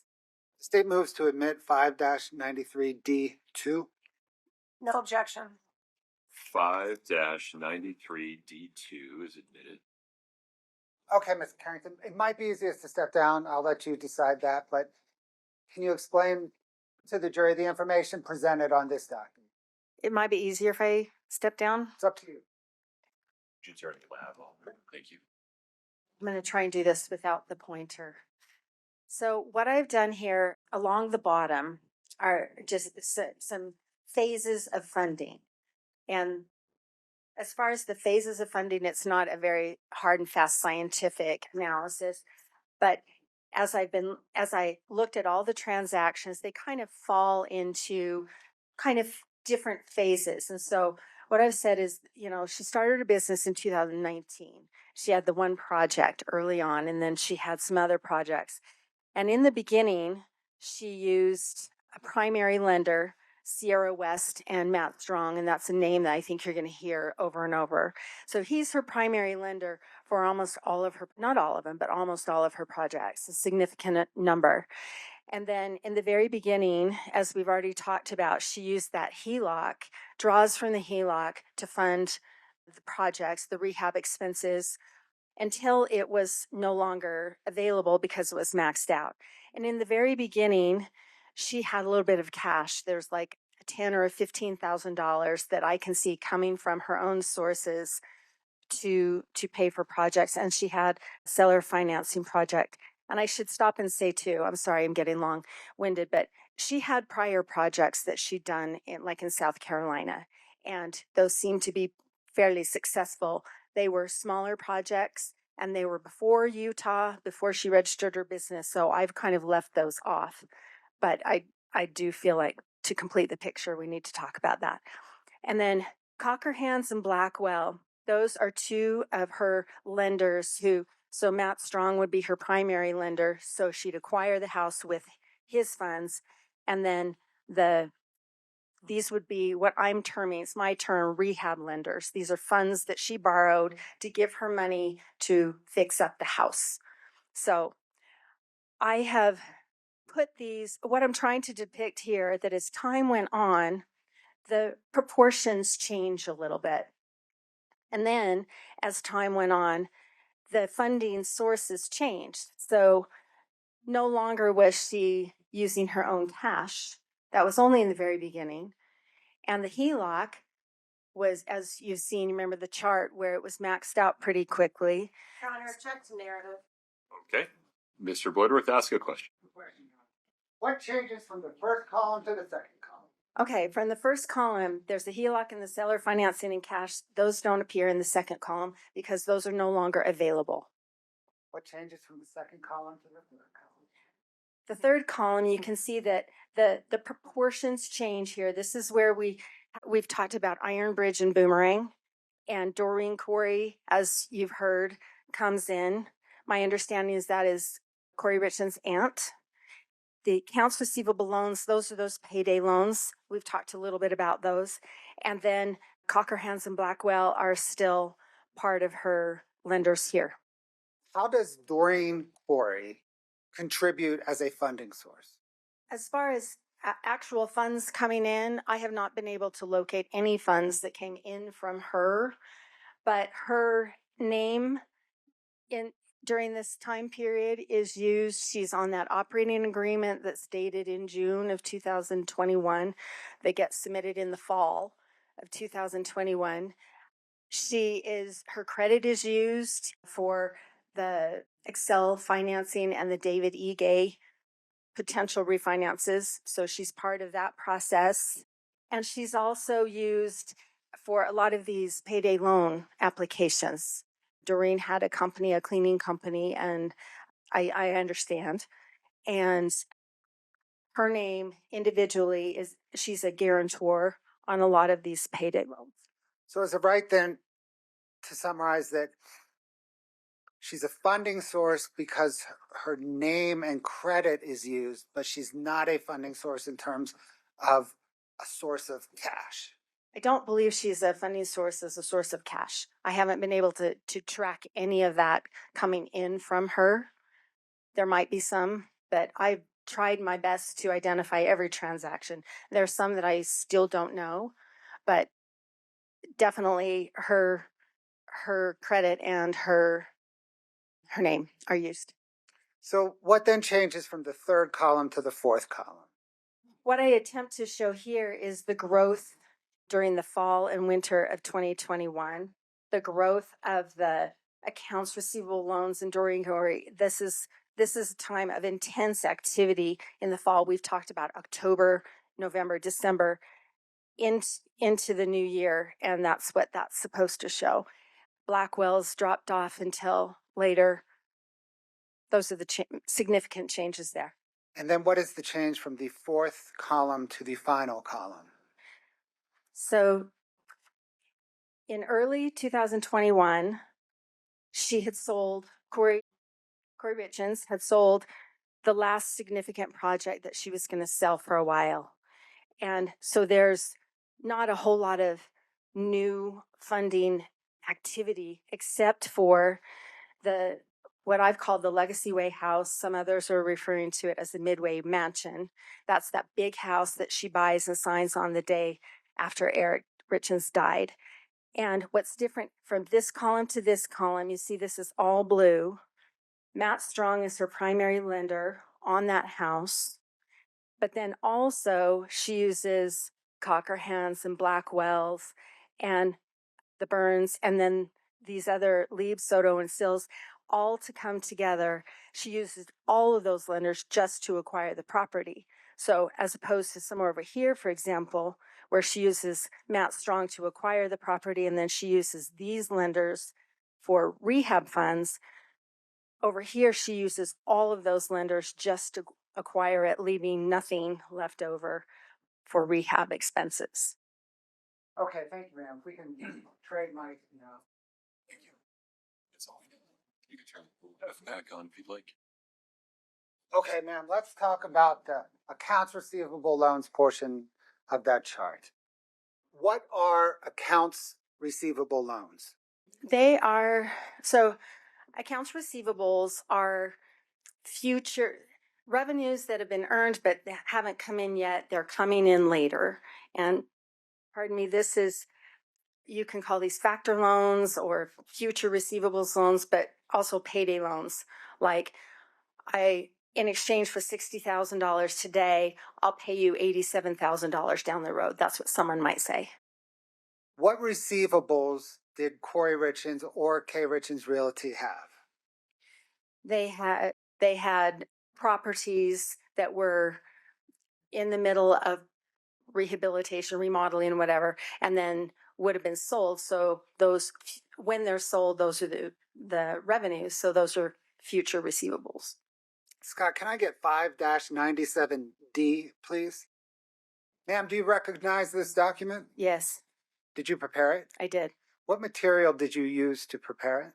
I used the bank account statements that we've talked about, the lending documents where I could find them as identified from the bank account statements. And then I did searches of the state's database, not the prosecution, but the state of Utah database for the UCC filings to identify some other information. Your Honor, the state moves to admit 5-97D. No objection. 5-97D is admitted. Okay, ma'am. Scott, if you could just zoom in a little bit. Oh, you did. Man. There we go. Ms. Karrington, what information does this present? So these represent separate and distinct loans that Kouri Richins took out. The date is the date that the UCC filing was not. I need to explain UCC filings. Is that okay? Please do. Okay. If someone buys a piece of property, like a piece of land or a house or something, there's a deed that gets recorded at the county recorder office and then if they borrow against it, the loan gets recorded there, documented there in a trust deed. On the other hand, say someone buys a piano or a piece of equipment for their farm or something. That is not something that the lender can advertise to the world that they have an ownership interest in it until the loan's paid off. So they can't record it at the county recorder's office. So they file something with the state of Utah or whatever state they're in that says, I own this property until this borrower pays back the loan.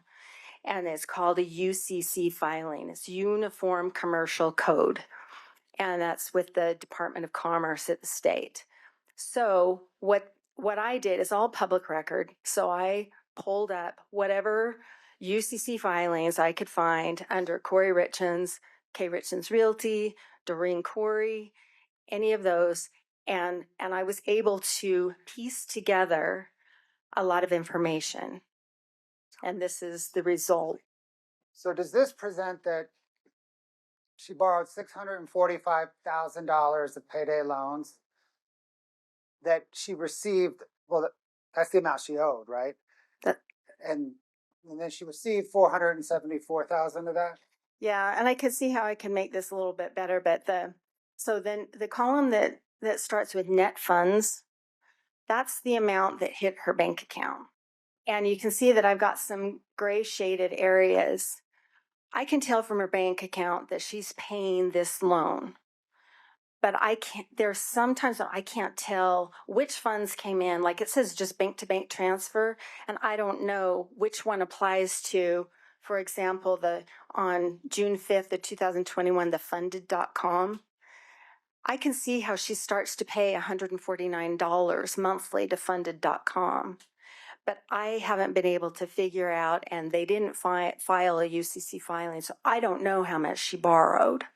So I'm not going to make an assumption and put a value in there and calculate a number that I can't support. So the net funds column, she got at least $474,000 into her bank account. And she owed then at least $645,000. That's right. So the receivables purchased, so in my example they gave you a minute ago, she took out a loan. Okay, let's look down here. 9/30/2021, the Green Grass Holdings. So she committed $87,000 of her future receivables to get $60,000 today. And by the time origination fees were taken out, she got $54,000 that landed in her bank account. And in exchange for that, they filed a UCC filing later, actually. But the payment that Kouri Richins committed to was that payment that we've seen, that $5,438. And she committed to pay that every week until the loan was paid back. And so she got $54,000, but she had to pay back $87,000. Let's follow that thread then. Scott, can I get 5-10, please? Do you recognize that document? Yes, I do. Is that the Green Grass Funding Revenue Purchase Agreement that you just referenced and you showed the line item? Yes, it is. Your Honor, the state moves 5-10 into evidence. Is that the only page? It's just the agreement? Just 2 pages? I don't have an objection to that, Your Honor. States 5-10 is admitted. Scott, if we could zoom in on kind of the merchant information down to, yep, right there. Okay, Ms. Karrington, what does this tell us? So this is the agreement between K Richins Realty and other companies with Green Grass as of September 30th, 2021. Did you investigate those other companies listed under the merchant's legal name? Yes, I did. What did you determine? Some of these are related to Kouri Richins, like where she holds her contractor license or something else. And then the L2D's personal cleaning, I believe, is related to Doreen Kouri. Other than the one related to Doreen Kouri. And is that, by the way, what you meant by Doreen Kouri as a funding source in part? Your Yes. Honor, based on this line of questioning, I would object this line of questioning, continuing objection on our prior objections. Overruled. Please proceed. Except for the LTD personal cleaning, did any of the other companies connected with Kouri Richins have revenues? I don't believe so, no.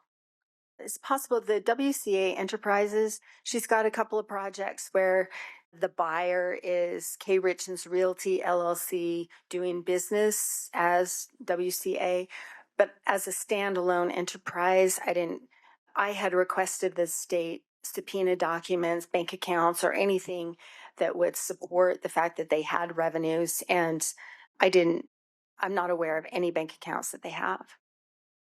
Scott, can you scroll down to the loan amounts right there? So is this what, if you can highlight that line at 60,000 to the right? I think you already did, but just to be super clear, can you please explain that line? Okay, so this is someone might say, if I could have $60,000 today, I'll pay you $87,000 down the road. And that's what happened here. It was purchased at 15%. The payment frequency is weekly, and there's that $5,438 payment requirement. And did we see some of those payments being withdrawn from her bank account in that October statement that we reviewed early on? That's true, yes.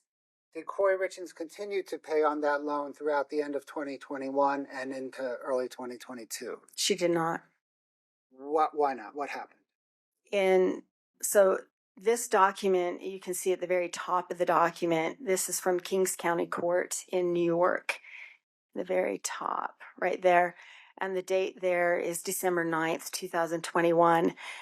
Greengrass filed a lawsuit against K Richins Realty, all of these companies, Kouri Richins personally and Doreen Kouri personally, for non-payment of the debt. I can identify a small set of payments, and after that, payments were not made from the bank account, and that is also what the complaint says. Objection to this whole line of questioning based on our former objections, Your Honor. Overruled. Scott, can I get 4-17, please? You recognize this document, ma'am? Yes, I do. And what is it?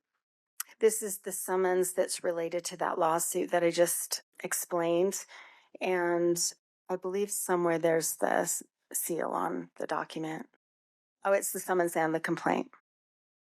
State moves 4-17 into evidence. Same objection plus hearsay. Not sure this is. Would you approach regarding the hearsay objection? We're going to move on from that one, okay? Okay. Can we please turn to tax analysis? Yes. Did you analyze Kouri Richins and Eric Richins' tax returns? Yes, I did. What types of returns did you analyze? The married filing joint returns for 1920-21, the business returns for C&E, and separate tax return for that Kouri Richins self-prepared for 2019. How do each of the business returns relate to their joint personal return? So Eric's business, he had a business partner, and their earnings that he and his business partner drew from the company were reported on a K-1. It's a document then that gets filed with their personal return. I'm sorry, I'm trying to be succinct. And Kouri Richins, having it be a one-person entity, all of her income, whether or not it was reported on K-1, would just flow through to the personal return, usually on a Schedule C. So one way or another, each of their business income or business loss would flow to their joint personal return. That's right. Did you analyze KRR's, Kouri Richins Realty's return? Yes. Were her tax returns helpful in understanding her financial narrative? If I answered that yes or no, it would require some explanation. Let's start by yes or no. Okay. Yes, it did help explain the lack of continuity and lack of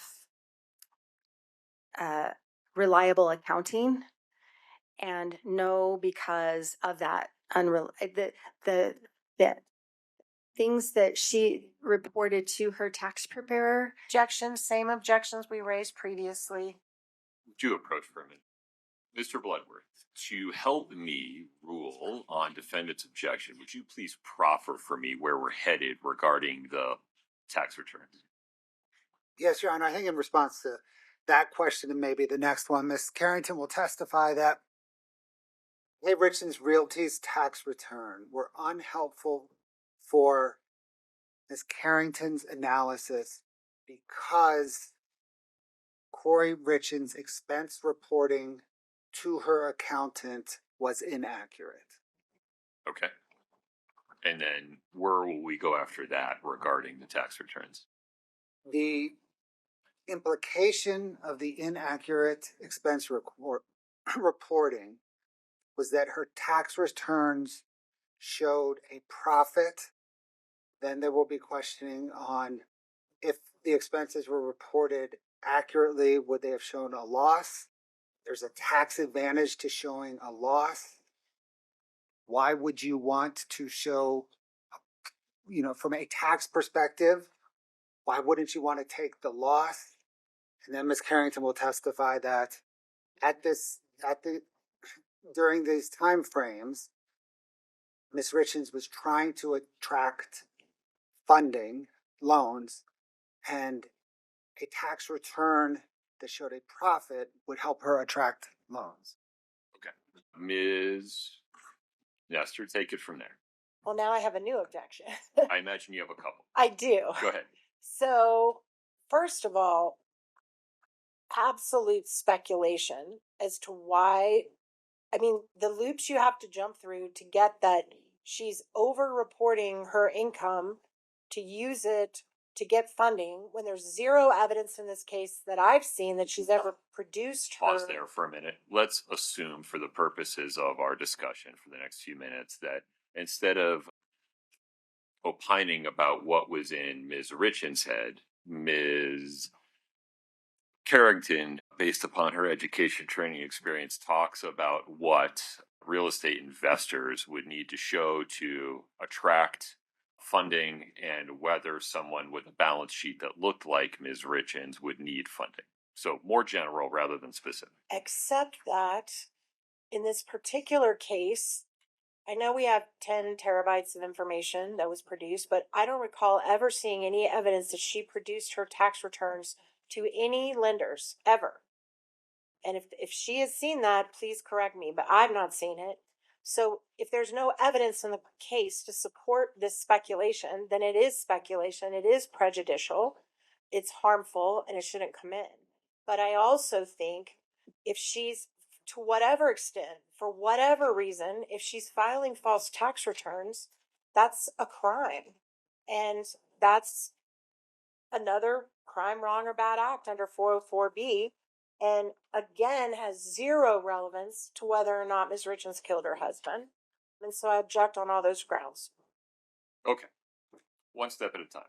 Addressing these issues in the order that they were raised by defendant. Mr. Bloodworth asked the questions in a way that does not require or invite Ms. Karrington to speculate about what was going on in Ms. Richins' head, but speaks more broadly or generally based upon her education, training, experience about why real estate investors in Ms. Richins' circumstances might benefit from making their tax returns look a certain way versus another.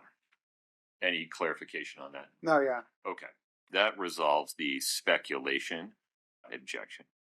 Next, moving to the 404B issue, the court determines that evidence regarding the appearances that Ms. Richins was preserving regarding the success of her real estate investing business, circumstantial or direct, and evidence regarding the potential consequences that would flow if those appearances were shown to be without basis or not accurate, circumstantial or direct, are probative of a non-character purpose of showing motive.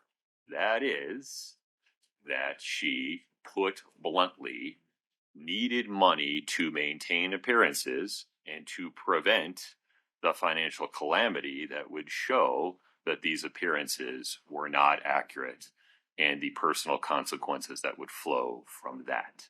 In so ruling, the court is summarizing the reasoning that it has already put forth in much more detail with citation to Utah law in its ruling on defendant's motions in limine and in its ruling on the state's motion for additional findings and conclusions regarding the intrinsic evidence issue. And the court incorporates by reference that reasoning in those authorities. However, to make sure that the jury does not inadvertently and improperly revert to a propensity-based drawing of inferences, Ms. Nestor, do you want me to make another instruction that makes specific reference to the taxes? Yes. Okay, so may we agree that the court will give an additional instruction to the effect of, you are about to hear evidence that defendant's representations related to the tax returns of her business were not accurate, and then the standard form language after that. Yes, sir. Any objection, Mr. Bloodworth? No, Your Honor. Okay. Ms. Nestor, anything further on that issue? No, sir. All right. And then, can we just take a look together at Rule 103B, which states that once the court rules definitively on the record, either before or after trial, a party need not renew an objection or offer of proof to preserve a claim of error for appeal. I respect genuinely that Ms. Richins disagrees strongly with many of the court's pretrial rulings. That disagreement has been preserved for the record. It will be reviewed on appeal. To the extent defense counsel is worried about having to reassert any of those objections, they need not do so under Rule 103B. Totally respect what you're saying, Your Honor. My only concern is that as we litigated this, we did not go document by document and say, these documents are the ones we have problems with. These are the documents we're okay with. My understanding of our discussion earlier this morning, and I might be wrong, and please correct me, but my understanding was that I was supposed to let the court know when we get to the documents that I think fall under what we've talked about. There are documents in here, as I said this morning, that we don't have any problem with. Most of our demonstrative exhibits, you'll note, I'm not making objections to those. They're coming in sans objection. But some you doubled down on regarding the Barney house. And so it's hard to tell whether you're just reasserting the objection every time or if you're choosing. And that's why on occasion I have to ask whether this is a new or different objection. So I can try to do better about alerting the court if there's a new ground, but I'm still concerned because we don't have a ruling anywhere that I've said exhibit 632 we believe falls under the court's ruling and therefore falls under our objection. We've never done that. So the fear that I have, I totally agree that's what Rule 103 says. I understand I can have a continuing objection, but the problem with that is we've never, in any of our litigations, said this set of documents. Well, your motion in limine certainly did. It listed about 20 documents and then I denied it. So you know that those 20 are not a problem, but nonetheless, we are where we are. Right. So feel free to proceed as you are, but to the extent you want another specific ruling, because you feel like we haven't discussed it before, you have to say more. Otherwise, Understood. I won't know what you're talking about. Absolutely understood. So my intention, for the record, is to try to comply with the court's ruling not to have a speaking objection. When I say previous objections, I'm saying this document we believe falls under what you've already ruled on. If I have something that's new that I don't think you've ruled on at all, I will let the court know that. I appreciate that. Thank you. Okay.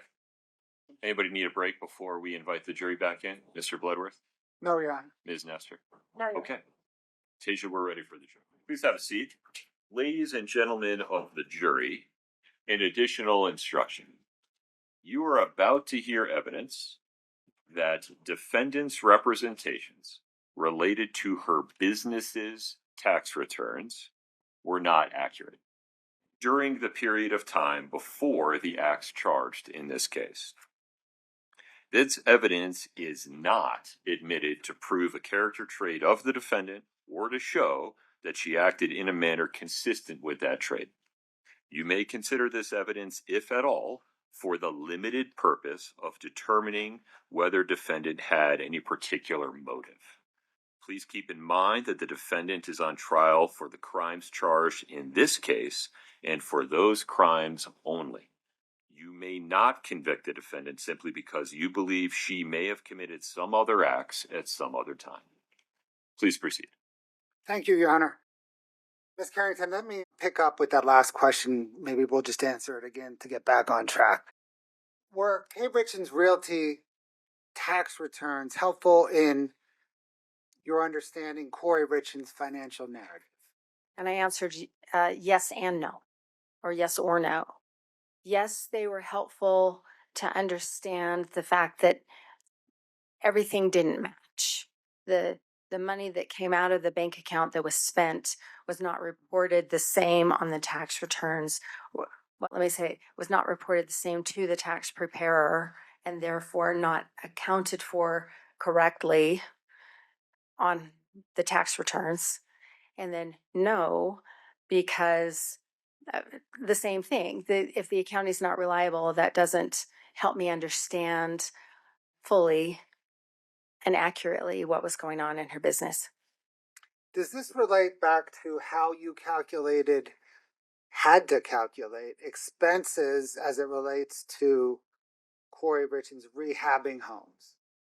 Yes, that's along the same lines, yes. And it's those expenses, or is it those expenses that were underreported to her tax accountant?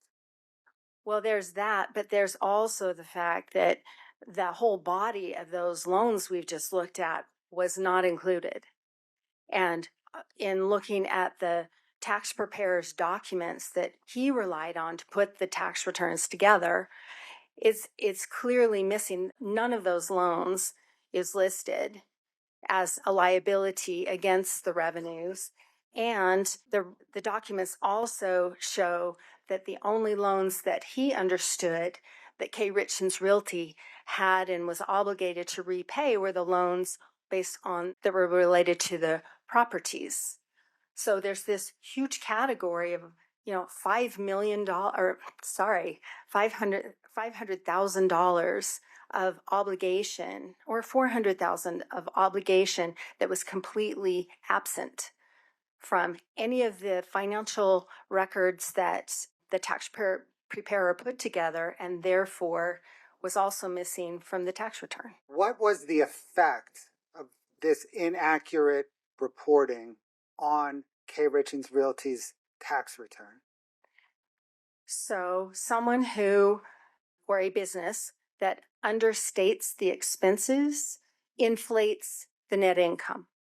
So it makes it look like there's more profit than there actually was. Wouldn't there be a tax advantage to having a business loss? Yes, or having a lower net income. Yes.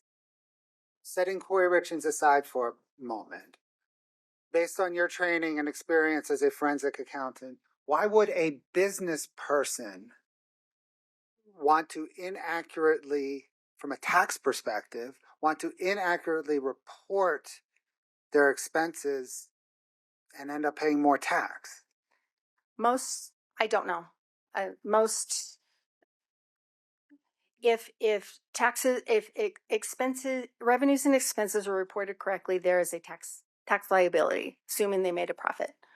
If those are understated and it makes it look like they made more profit, they would owe more tax. If the opposite were true, they would pay less tax.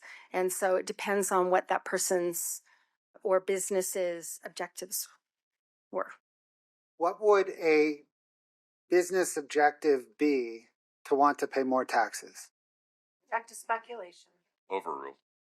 To avoid showing a loss so that the business appeared more successful. Why would a business similar to Kouri Richins, a business with a financial position similar to Kouri Richins' financial position, want to appear more successful? Well, if things had been reported accurately, she was operating at a loss. And so that would have been reflected, especially for 2021.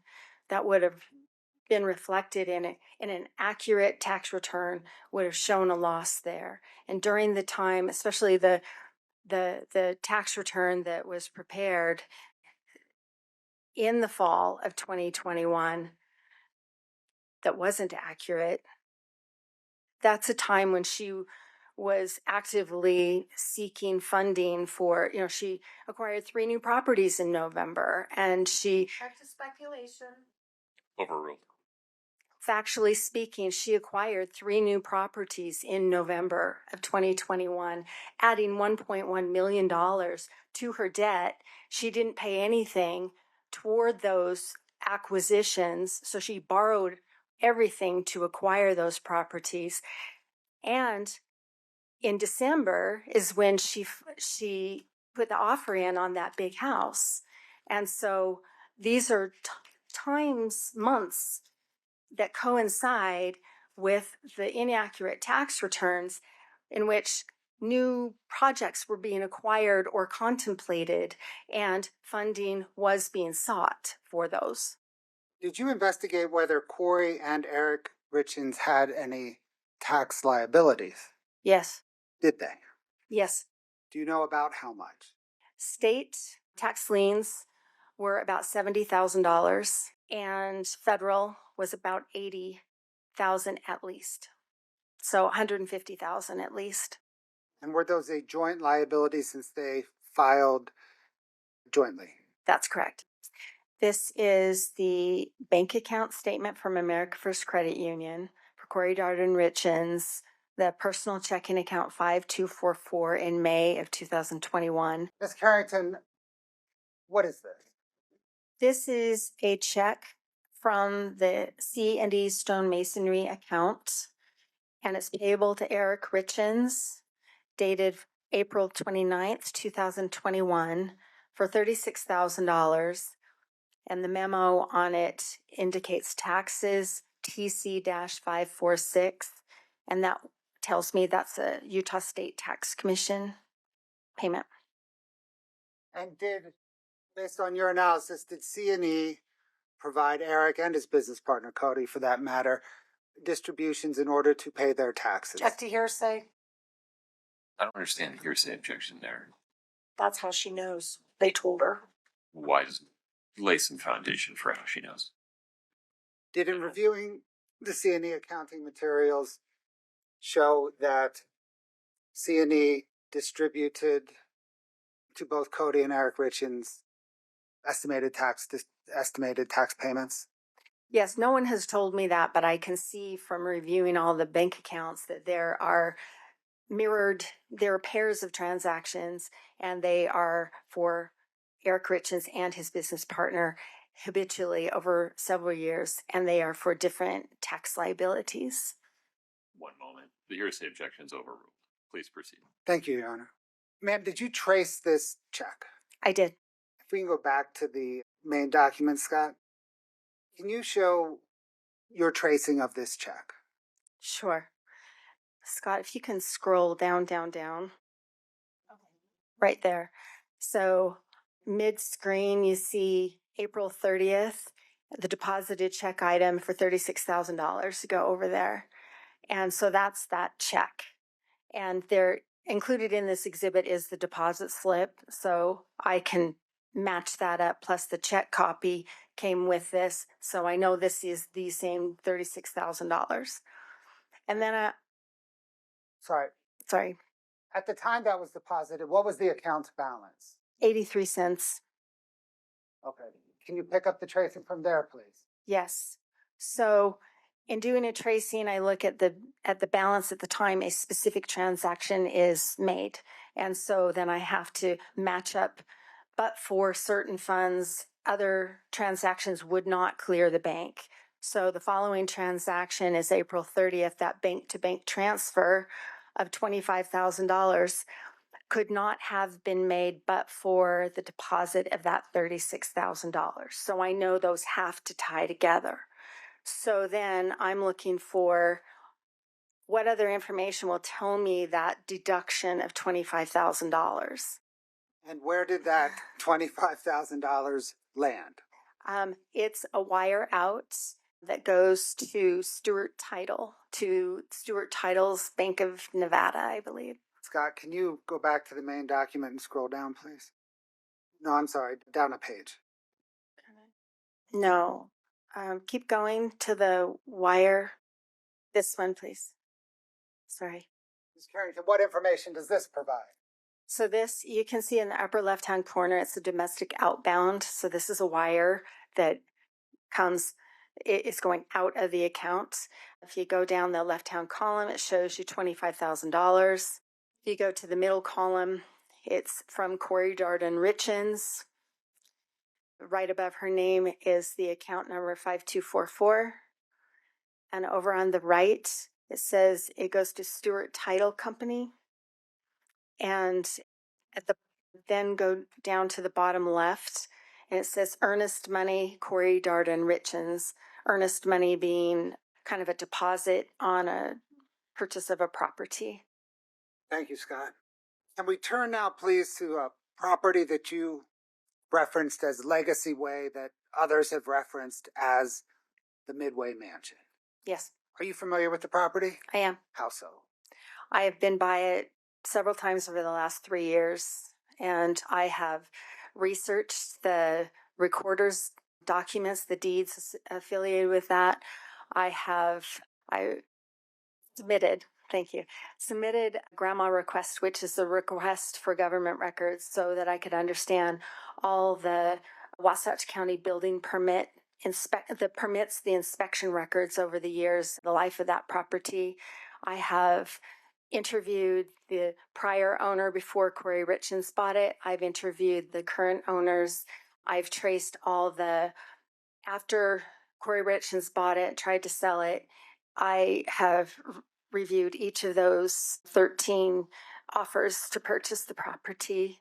And I've also looked at the bank accounts and the loan documents for her purchase. Let's please start with the drive-by. Scott, can I get 6-7? Do you recognize this? I do. Is that the Midway Mansion? It is. State moves to admit 6-7. No objection. 6-7 is admitted. Scott, can you zoom in a bit?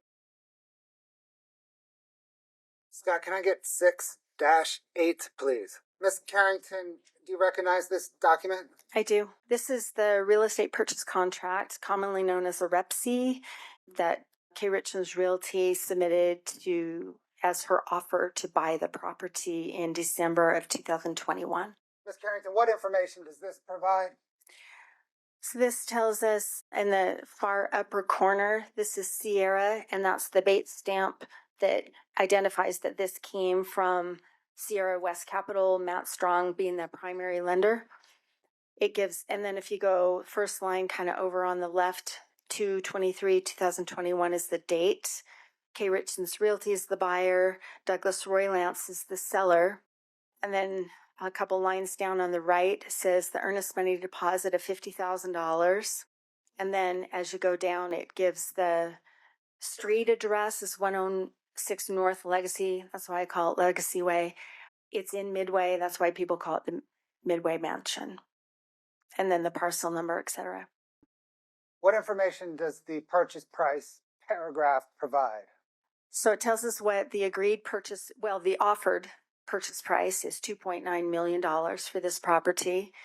And then the accounting on the left shows that there's a $50,000 deposit, and then the balance will be paid at settlement, and then the purchase price there.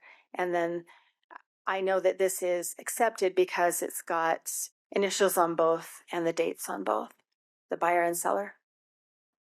Ms. Karrington, what information does this provide? This gives a chronology of different steps that need to be taken. It's very typical in every transaction, most transactions. Sellers have a duty to disclose any of the warts and problems with the house. Those are due by January 7th of 22. Due diligence means that's the opportunity for the seller, that's an opportunity for the potential buyer to do any homework, anything that they need to do as far as due diligence before they sign. That's due February 4th. Financing and appraisals, that's also for the buyer to arrange financing, funding, do any appraisals that they want to do, and they have until January 7th to do that. And the settlement deadline, that means this deal has to close by March 4th of 2022. Does that March 4th date hold any significance in this case? Yes, it does. What's that?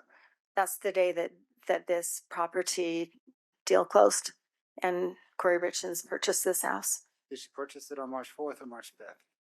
I'm sorry, March 5th. March 4th is the date that Eric Richins died. Let's discuss the warts and problems, please.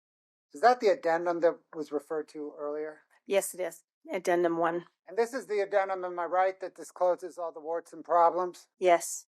I've circled a few of the paragraphs on that disclosure, that addendum. Can you please read those paragraphs aloud to the jury?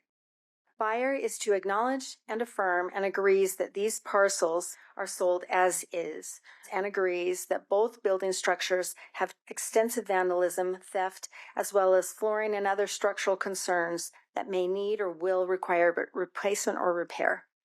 Due to delays in construction and the permitting/approval process, the structures have been idle, exposed to the elements, and are not habitable, and are also suitable in many ways for continued construction.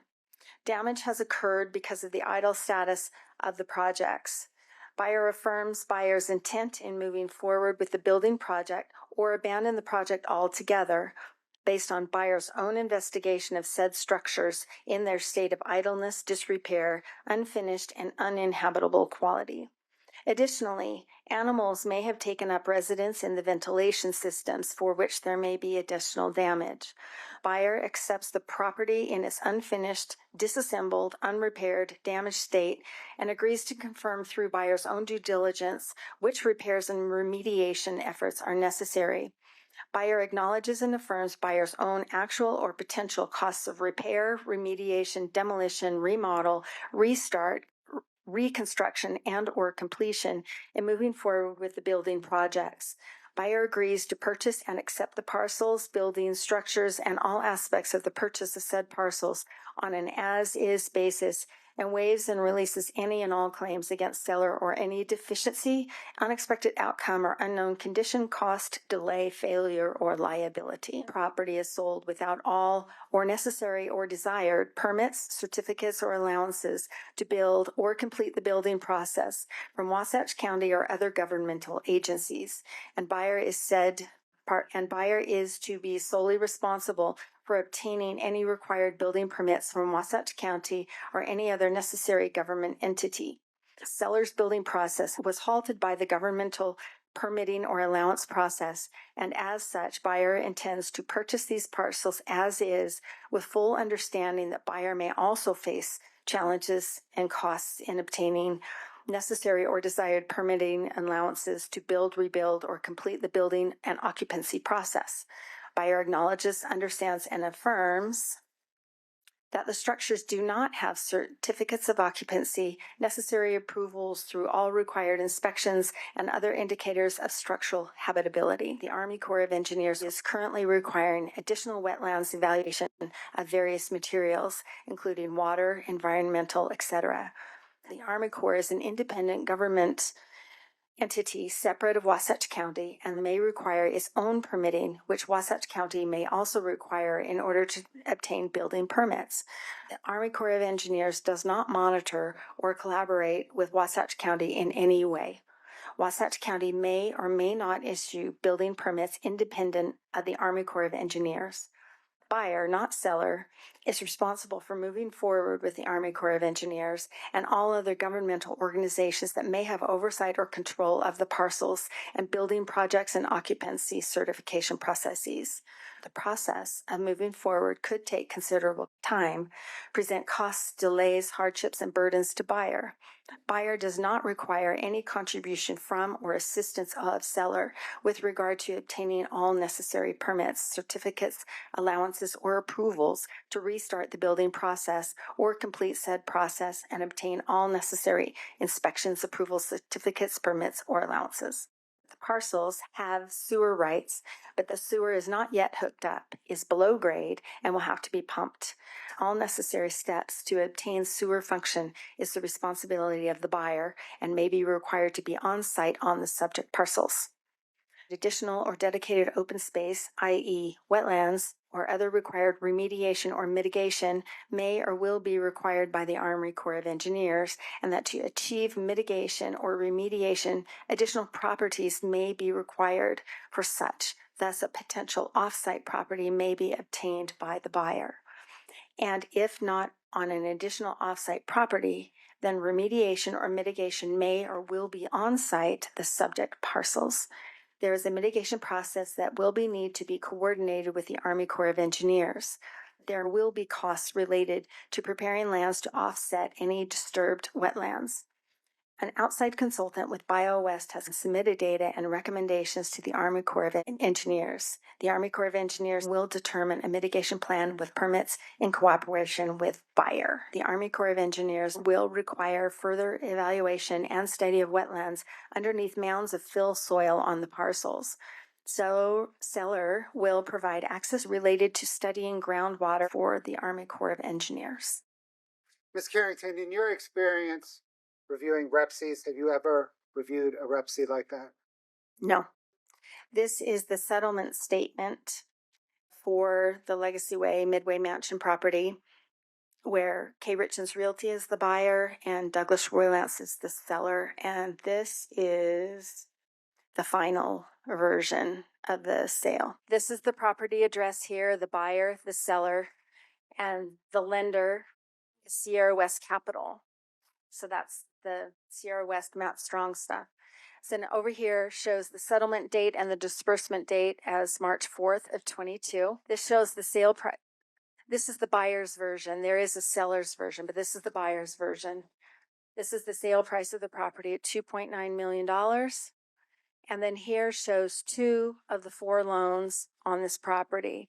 So here's the original loan from Sierra West to this $2,624,850. There's another lender from the Burns, and that loan is $420,000. The first position lender is Sierra West Capital, this $2.6 million loan. They charged $124,850 at the outset just for the loan. And then on top of that, it accrues interest going forward. It's a 6-month balloon. So this being March 4th of 22, she has to pay that off by September 4th of 2022. The next two, the $150 and the $20,000 relate to this loan, the $420,000 by the Burns. The third position loan is going to be this. For some reason, this is down here. I don't know why, but this third position lender funds is $150,000. That's an aggregation of a bunch of people who got together and they pooled their resources to loan $150,000 on this deal. And here is the buyer's portion of the real estate commissions, the 2% at $58,000. The other side paid $1,000 per their agreement, and then some recording fees. On top of this, there's one more loan from David Cocker Hands that came in before this. He gave her the money for the earnest money. So did Matt Strong. So they both gave her the $50,000 for the earnest money. But later, the fourth position lender of $67,000 recorded his deed. I don't understand why it's not incorporated here, but it's not, but it is still attached and recorded on the property. So this tells us that all in all, there needs to be $3,201,230 that the buyer needs to come up with. And as I said, there's also that other $67,000.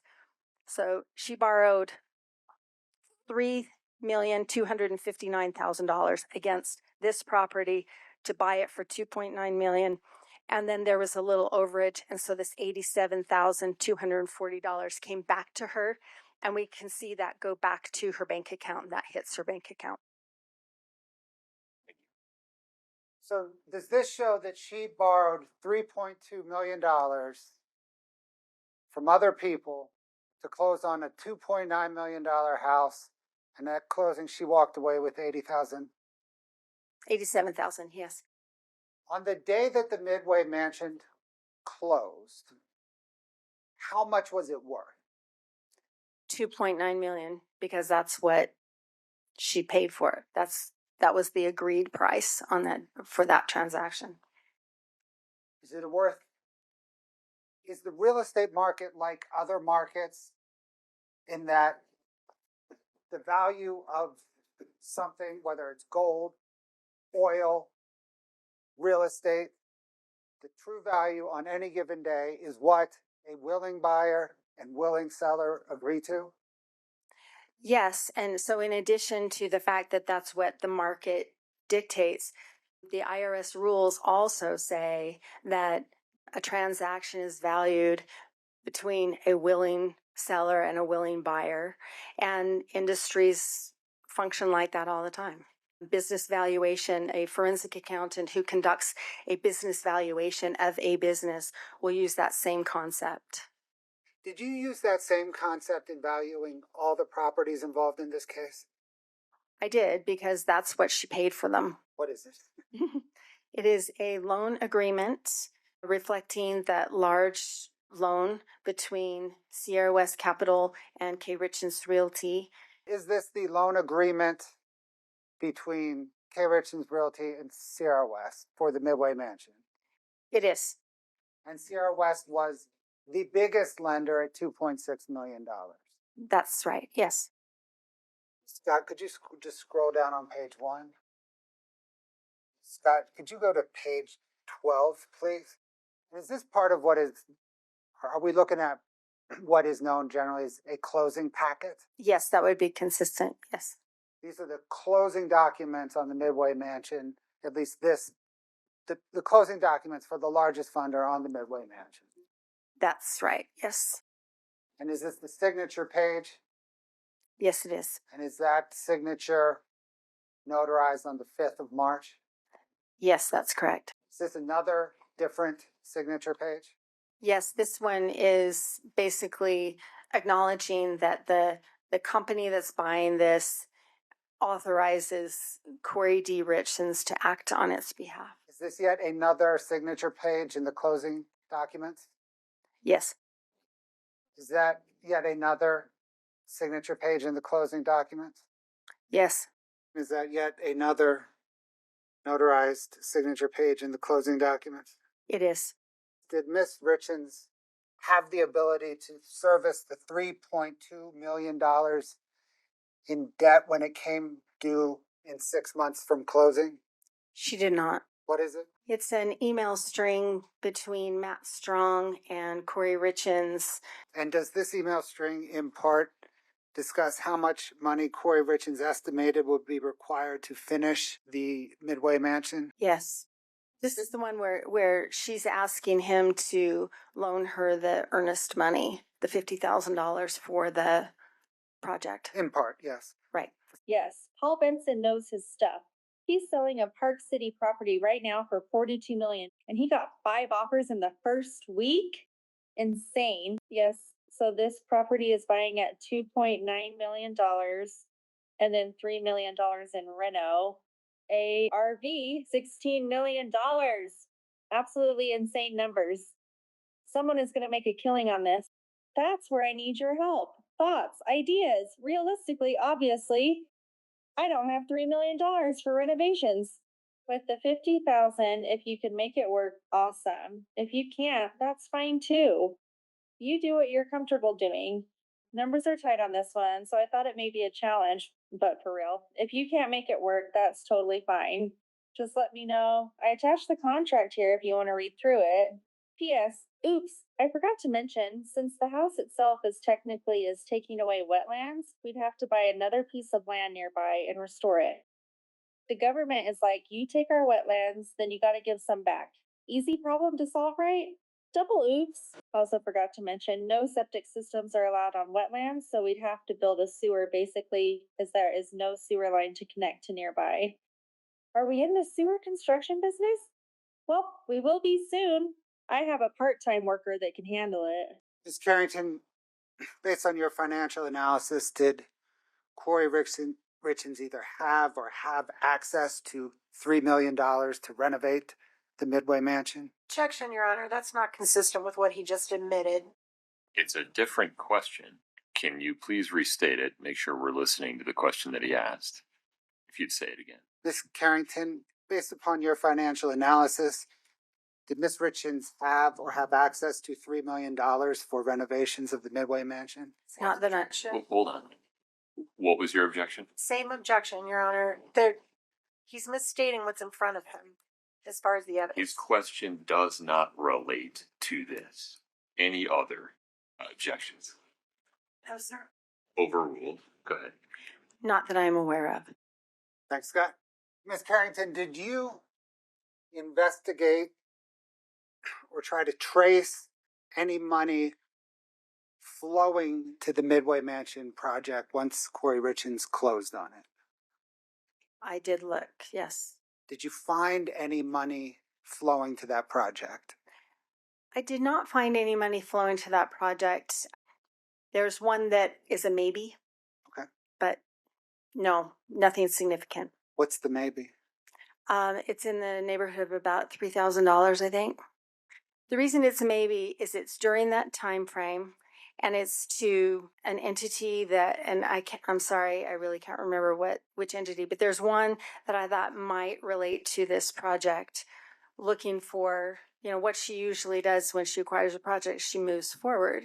And so I'm thinking she probably does the same thing here.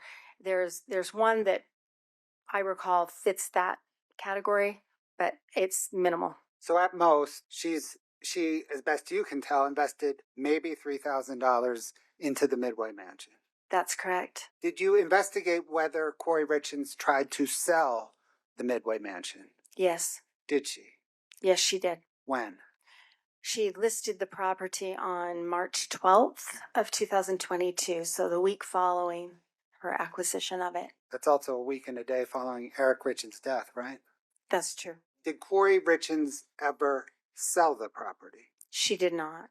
What ultimately happened to the property? After 12 offers that were made and canceled for one reason or another, let me restate that, please. After, I believe there are 7 or 8 that were offered before her note was due. And then after that, she continued to try to sell it unsuccessfully. And at some point, the lender, Matt Strong, started the foreclosure process. And did the 12 failed contracts all fail during the diligence period? Yes, they did. In the months leading up to Eric Richins' death, what categories of assets did Kouri Richins have? She owns several properties. So that's one class of assets. She had financial accounts, and those were various balances. On March the 5th, 2022, immediately after closing on the Midway Mansion, what was the value of Kouri Richins' assets? Including the new property, it was about 6.3 or 6.4 million. In the months leading up to Eric Richins' death, what categories of liabilities did Kouri Richins have? So liabilities are things that she owes. So she had a loan on the properties, each of the properties that she owned, and each of those was more than the property was worth. She also had all those payday loans that we've talked about, and she also had different lines of credit that were by and large all maxed out. not just the HELOC, but also she had some personal lines of credit associated with her checking account. Checking accounts, those were all maxed out. And she also had credit cards that had high balances. On March the 5th, 2022, immediately after closing on the Midway mansion, what was the amount of Kouri Richins' liabilities? Right about $8 million. So netting that out, on March the 5th, 2022, after closing on the Midway mansions, what was Kouri Richins' net worth? She was in the hole. She was negative 1.6 million. As a forensic accountant, have you formed an opinion as to Kouri Richins' financial position on March the 5th, 2022, after closing on the Midway mansion? Yes. What is your opinion? As of the date that Eric Richins died, Kouri Richins was in financial distress, and her financial enterprise was collapsing, had been collapsing, and but for a significant infusion of cash and capital would have continued to collapse. It was imploding. Her debts and liabilities far outweighed her assets, and even if she had sold everything she had, it would not have been enough to get back to zero. Let's turn briefly to Eric Richins' estate. Did you analyze the value of Eric Richins' estate? Yes. What material did you study in this analysis? The insurance policies, the life insurance policies, including there's a life insurance two life insurance policies that Eric and his business partner had on each other. So there's the company, the documents that relate to that, the bank accounts, the documents related to the house where the family lived, and his bank account statements. Are the bank accounts de minimis in relation to Eric's interest in C&E, his life insurance, and his home? Pretty much, yes. Let's set those aside then. Right. How is Eric Richins' interest in C&E, or how was Eric Richins' interest in C&E determined upon his death? It's based on the value of those life insurance policies, so it's basically $2 million. Exactly $2 million, wasn't it? Exactly $2 million, yes. This is just a simple list of the different life insurance policies. I have not included the buy-sell agreement policies, the $2 million that benefited Eric's business partner, but these are the others. Scott, if you could please highlight the the policy amount column. Does this show that Eric Richins had $2.2 essentially $1 million in insurance upon his life? Yes. Scott, can you go to the claim amount paid? What information, ma'am, does this column present? So for each of these policies, there was a specific amount paid. Like the top one is related to the house, and so it paid 70% of the existing mortgage, not the second, but the first. The things that I've highlighted in green are the 3 policies that were paid directly to Kouri Richins. The others were paid, the $500,000 was paid to the Eric Richins Trust. We'll come back. So, summing up the amounts of insurance paid to Kouri Richins, is that $1.36 million? That's correct. Thank you, Scott. We spoke earlier about Eric Richins' premarital home. Yes. What was the approximate value of that home? I think it was about $1 million, give or take. And it was encumbered by the $250,000 HELOC that Kouri Richins signed for? That's correct. And was there an outstanding mortgage that was 70% satisfied by life insurance? That's right. We talked about the $1.3 million in life insurance proceeds that Kouri Richins received upon Eric Richins' death. Did you trace how she used those proceeds? I did. Scott, can you bring up 7-31D? Ma'am, do you recognize this document? I do. Did you prepare it? I did. What material did you use to prepare it? I looked at Kouri Richins' America First Credit Union accounts and also Kouri Richins' UCCU account where she deposited the $1 million. What, ma'am, does this present? On another schedule, I've listed every single transaction that I've traced back to the 3 deposits of insurance proceeds. And so the first line of this shows on June 16th, 2022, she got a little over $1 million from the auto owner's life insurance policy. And what I sought to show is before the money came in or as the money came in, how much was in her accounts. So she had $543,000. I'm sorry, let me back up. She got the $1 million in. And then the next one down on June 25th, the $251,000 that comes in. When that comes in, what was the balance in her account before the second policy was paid? And she had $543,000 in that account. So basically she spent about half of the $1 million between the 16th and the 24th. And then on September 2nd, if you go to the third one that's paid, is that $100,000 policy got paid. And that's when she received those proceeds. And what was in her account the day before was $9,691. So that meant that she had spent the $1.2 million basically before she got that last $100,000. And then that final line on September 19th, she had $802 in her account. So that's just a look at the balances. And then I have looked at every transaction in these accounts to show, to try to understand how those proceeds were used. We'll turn there next, but let me just make sure we understand this. Okay. So does this show that between June and September, 3 months between June and September, she received $1.36 million in life insurance proceeds?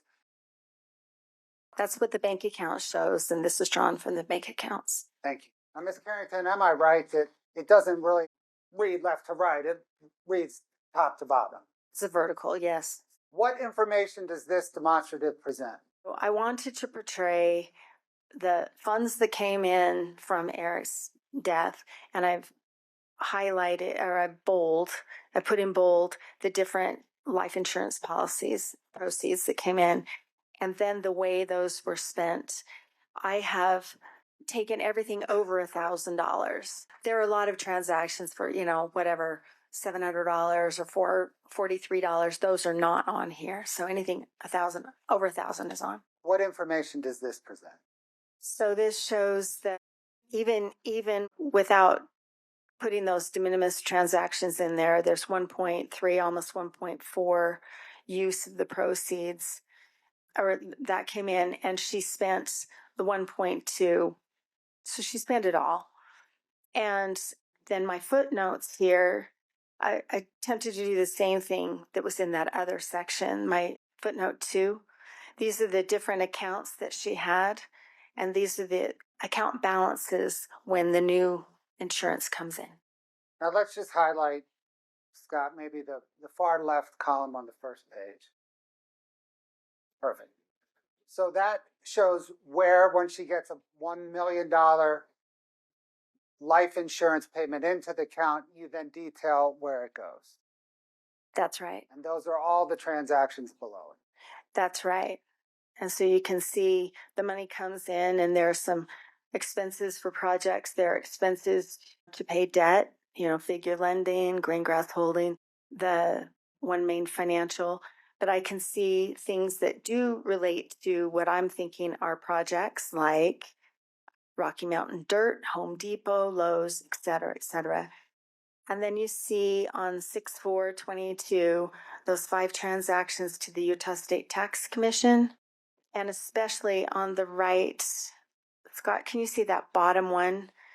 6/4/2022 Utah State Tax Commission, and go over, and it's $50,000, $342. Thank you, that one. That matches one of the tax liens, the state tax liens that I was talking about earlier. So that's one of them. And those other amounts could be for the other 20,000, or it could be for something else. But one way or another, those tax payments. You see that entry on 6/24/22 to Robert Grossman for $25,000? Yes. Are you familiar with who Robert Grossman is? Yes, he's Robert Josh Grossman. Josh Grossman, I understand, was Kouri Richins' boyfriend during this time.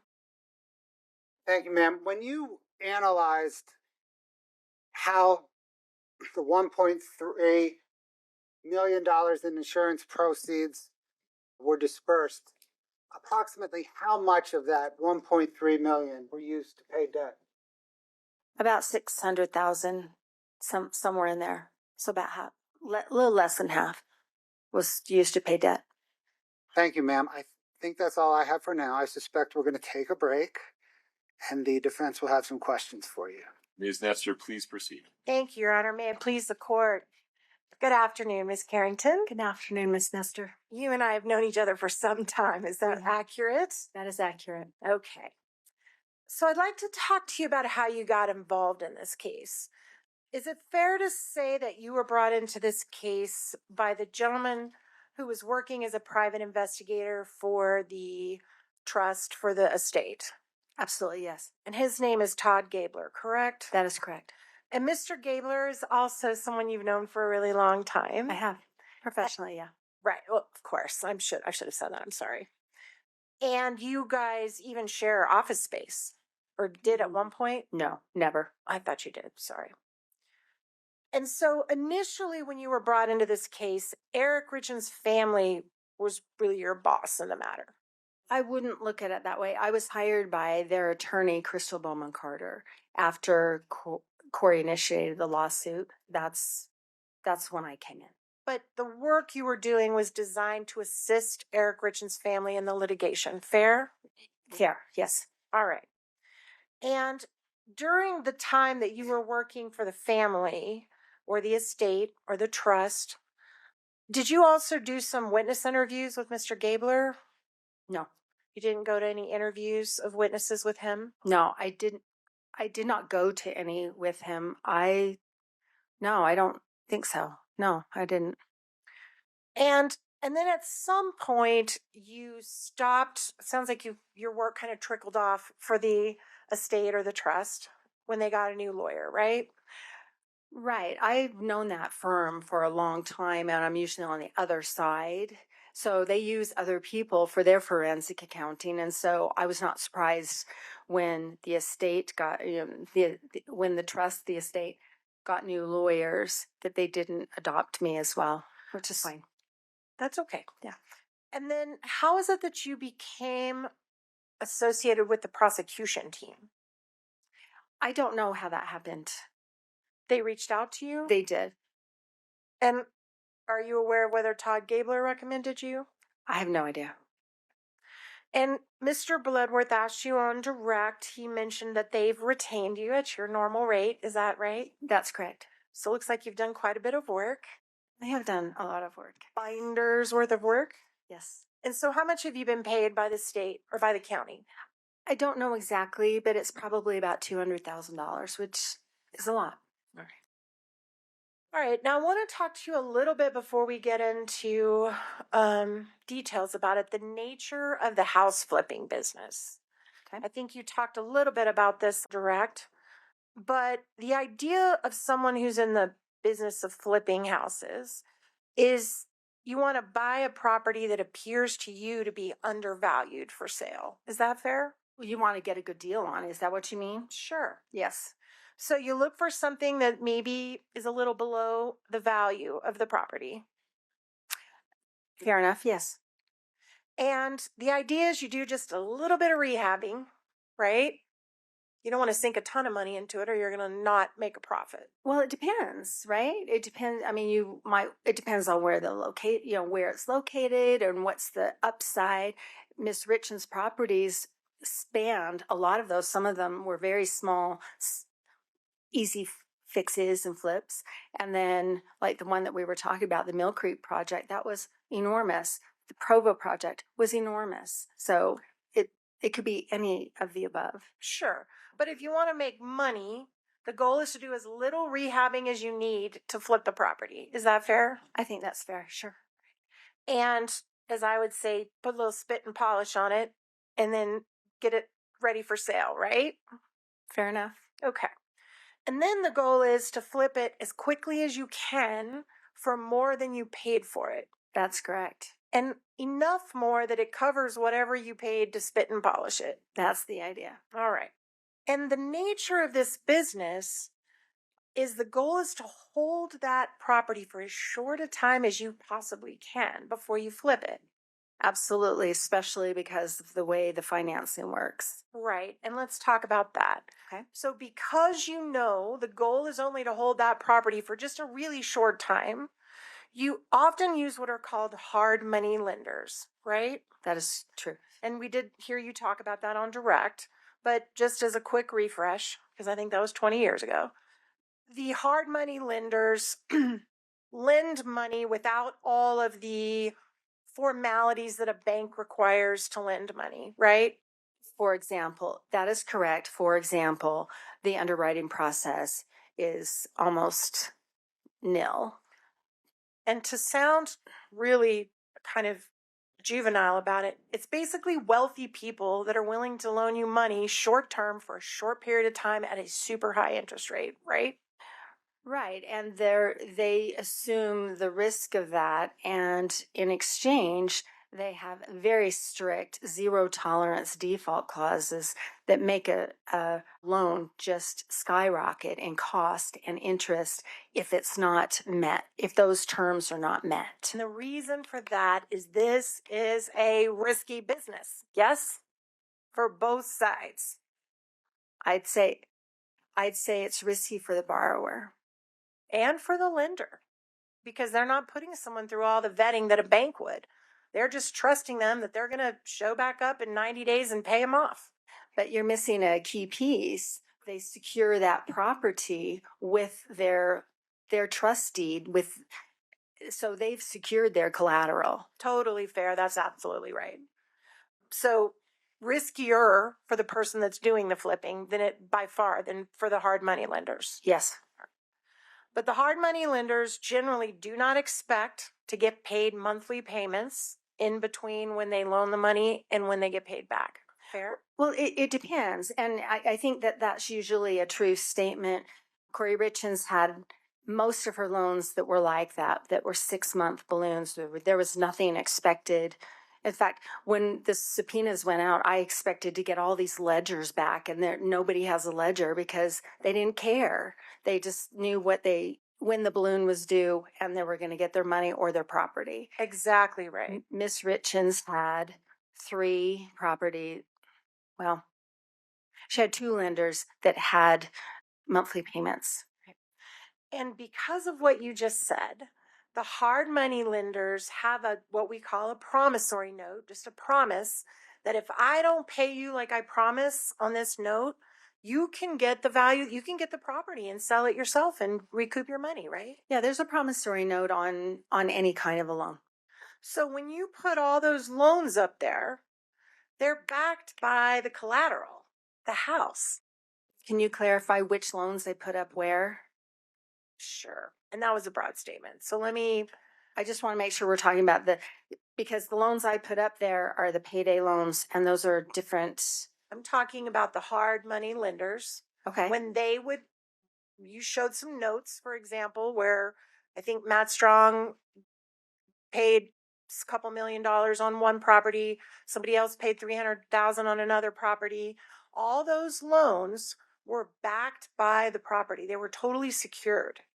For the first position lender, they're totally secured. The others are secured with the property with the caveat that they are in second, third, and fourth position. For example, the Midway house, the Legacy Way house, the second, third, and fourth position lenders did not recoup any of their funds. Okay, we'll get to that in a minute. Okay.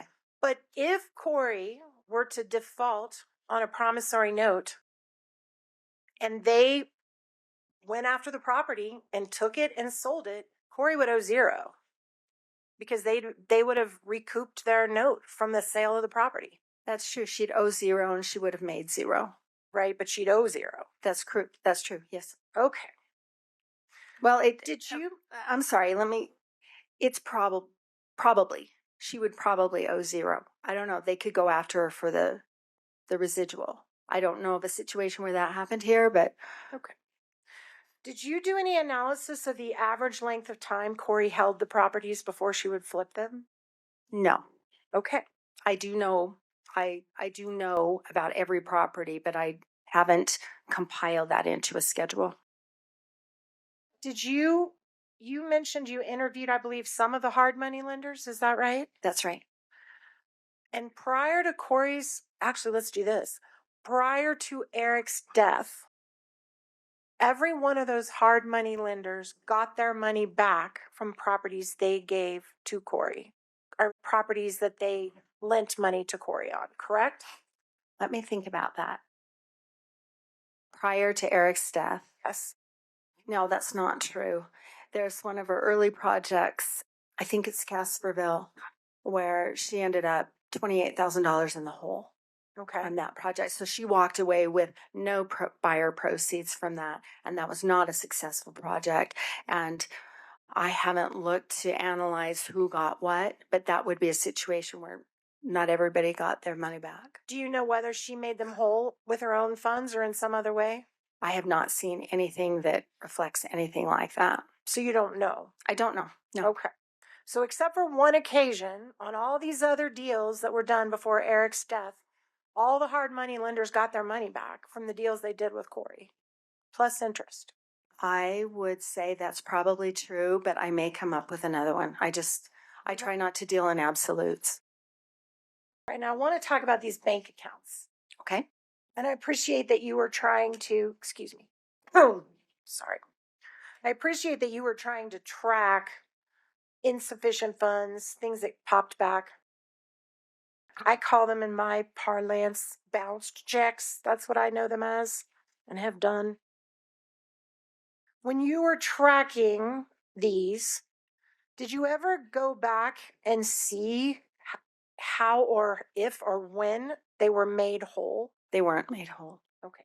So the bank continued to keep open accounts where $300,000 worth of checks were bounced. And you're saying there's no resolution of that on either side. The bank that sent it, the bank that got it. It's just, they just let her continue to have checking accounts where she bounced over $300,000 in checks. So can I answer your question Sure. with a description? So the Navy Federal accounts really never had any significant money in there at any time that I looked at. So there was no like deposit that came in 2 days later that just missed. There was never an attempt to try and cure that check on the Navy Federal side. Let me stop you right there. Did you ever follow up and find out if Kouri made the person she wrote the checks to whole with another check out of another account in another way? Well, we're talking about a couple different things. The checks that I'm talking about are the ones that she wrote to herself. Okay. She's the payee. So then, can I come back to that question? I'm trying to answer the prior one. Okay, so on the Navy Federal side, no, there was never an attempt to cure that. Okay, but wait, stop right there. On the Navy Federal account, she was writing checks to herself. That's right. So did you track whether she actually put money in the account where she put the hot check, as I would say, to cover it later? Well, and that's what I'm getting to. Okay. So she writes a set of checks to herself, and they get deposited into either the K Richins Realty 6577 or that Kouri 5244. Those checks go in, and eventually, so they're returned unpaid by the bank. And so that makes the balance go way in the hole. Sure. Eventually, there are funds that go back to the account. That's my point. And my understanding of how banks work, banks and credit unions, they work, in answer to your question or your wondering about why would they allow her to continue going if she's bouncing all these checks. Financial institutions don't look at just this account or just the accounts by this person. They look at the relationship. And so we've also got Eric and C&E Masonry and whatever else. And so they will look at it from a business point of view. They don't want to kick her out because they've got another account that is making them money or is being dealt with differently. So that's the answer to your question, why they wouldn't just cease and desist and kick her out of the bank. Because somewhere in these accounts, there's enough to cover these bounce checks, or they would shut that down. The way you're stating that is not correct, and that's not what I just said. Okay. They will look at the totality of the relationship, and they want to honor that relationship. There's not a scenario in which they would dip into C&E's account to pay Kouri Richins or K Richins Realty's checks. So that's an important distinction of where I would quibble with what you're explaining. Okay. I never saw anywhere in your myriad of check statements that we went through that there was one where she was a negative $300,000. So those checks were covered. Yes? No, they weren't. Okay. No, could I please explain what the negative 300,000 is? So it's a simple exercise where I looked at the bank account statements and I just added up the transactions that she tried to pay. And not all of those were paid. A lot of those were returned unpaid. So I'm not making any judgment call. I'm not making any conclusion other than looking at that K Richins Realty account 6577. That is what she tried to pay unsuccessfully without a fee. And then other funds went into that account subsequently. Right. Every time. Well, eventually, yeah. Okay. That's it. All right. Now, I also noticed when you're putting up all these accounts, I didn't see any of Eric's. Did you analyze how much money Eric had? I did look at their family account, and their family account, when I'm looking at an account, it's really easy to try and get kind of a cadence or an understanding of how that account is used and the characteristics of that account. The family account, as opposed to the K Richins Realty and Kouri's personal account, was consistent. It always had a balance. That's where Eric's paycheck went in. Let me stop you right there. Mm-hmm. Apart from Eric's paycheck, where else did all the money from the family account come from? Apart from Eric's paycheck. There were distributions that came in from Eric's work. And there were occasionally, I know you've asked me this question before, and Kouri Richins did not put more money into that account than Eric Richins did. Did she put a lot of money into that account? He did put a lot of money into it, yes. And that account was used for family, for paying mortgage, for paying trips, all their personal expenses, right? Not all of them, but that is the family account. That's where the kids' expenses were paid. Not all credit cards were paid from there because not all credit cards were family credit cards. And Kouri was regularly contributing to that account out of her business accounts. I would not agree with that statement. Okay. So we know Eric's paycheck goes into the family account. What about the other accounts you mentioned for Eric? You said Eric had a separate account. There was a personal checking account, and I had reviewed that initially. It looked like it was squarely Eric's account, and the 5244 was squarely Kouri's personal account, and so I kind of set those aside. She used her personal account for her personal expenses, and he used his for things that appeared to be his. And you do not know the arrangements that Kouri Richins and Eric Richins had as a couple about when they would make money available to each other, did you? I don't. Okay, so how much money was in Eric's personal account? Habitually, there was enough to pay whatever was attempted to be paid from it. I know that My recollection is it had, 10,000, 20,000, something like that. I don't recall it bouncing checks, and I don't recall it going into the negative. Okay, but you did not provide that to the jury to review in terms of assets that were out there for this family. Objection, Your Honor. Your Honor, can we approach? Of course. So just to be clear, we have not seen today in the multiple hours of your direct anything about that account that Eric had. No, that's correct. And you also mentioned you looked into C&E accounts. That's right. And C&E is the name of Eric's business. Eric and Cody Wright, his business partner. Right.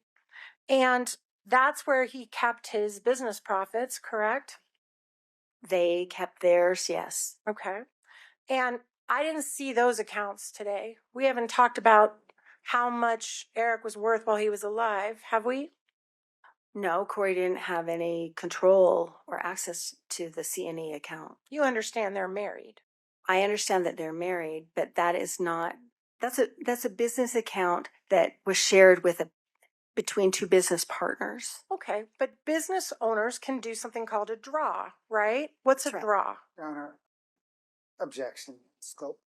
Yeah, you're going to have to help me out. Do you want to approach for a minute? Okay.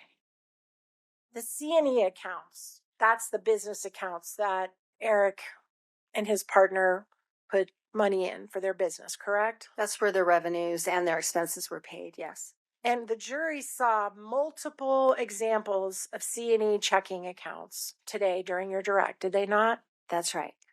And routinely, the dollar amounts in those accounts were in the strong six figures, correct? Routinely, yes. Okay.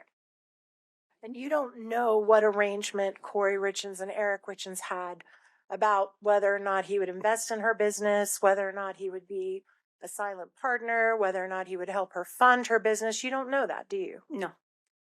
Okay. All right.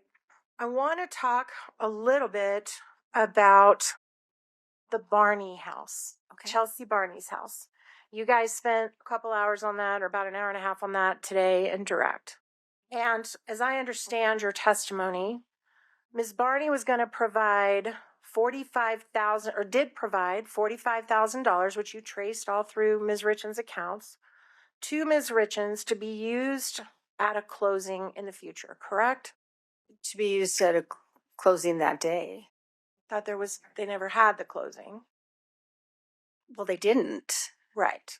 My understanding of that whole text string is that there was this closing that was going to happen imminently, Right. and this was the $45,000 down payment that Chelsea was paying toward the house to then be in her name. Right.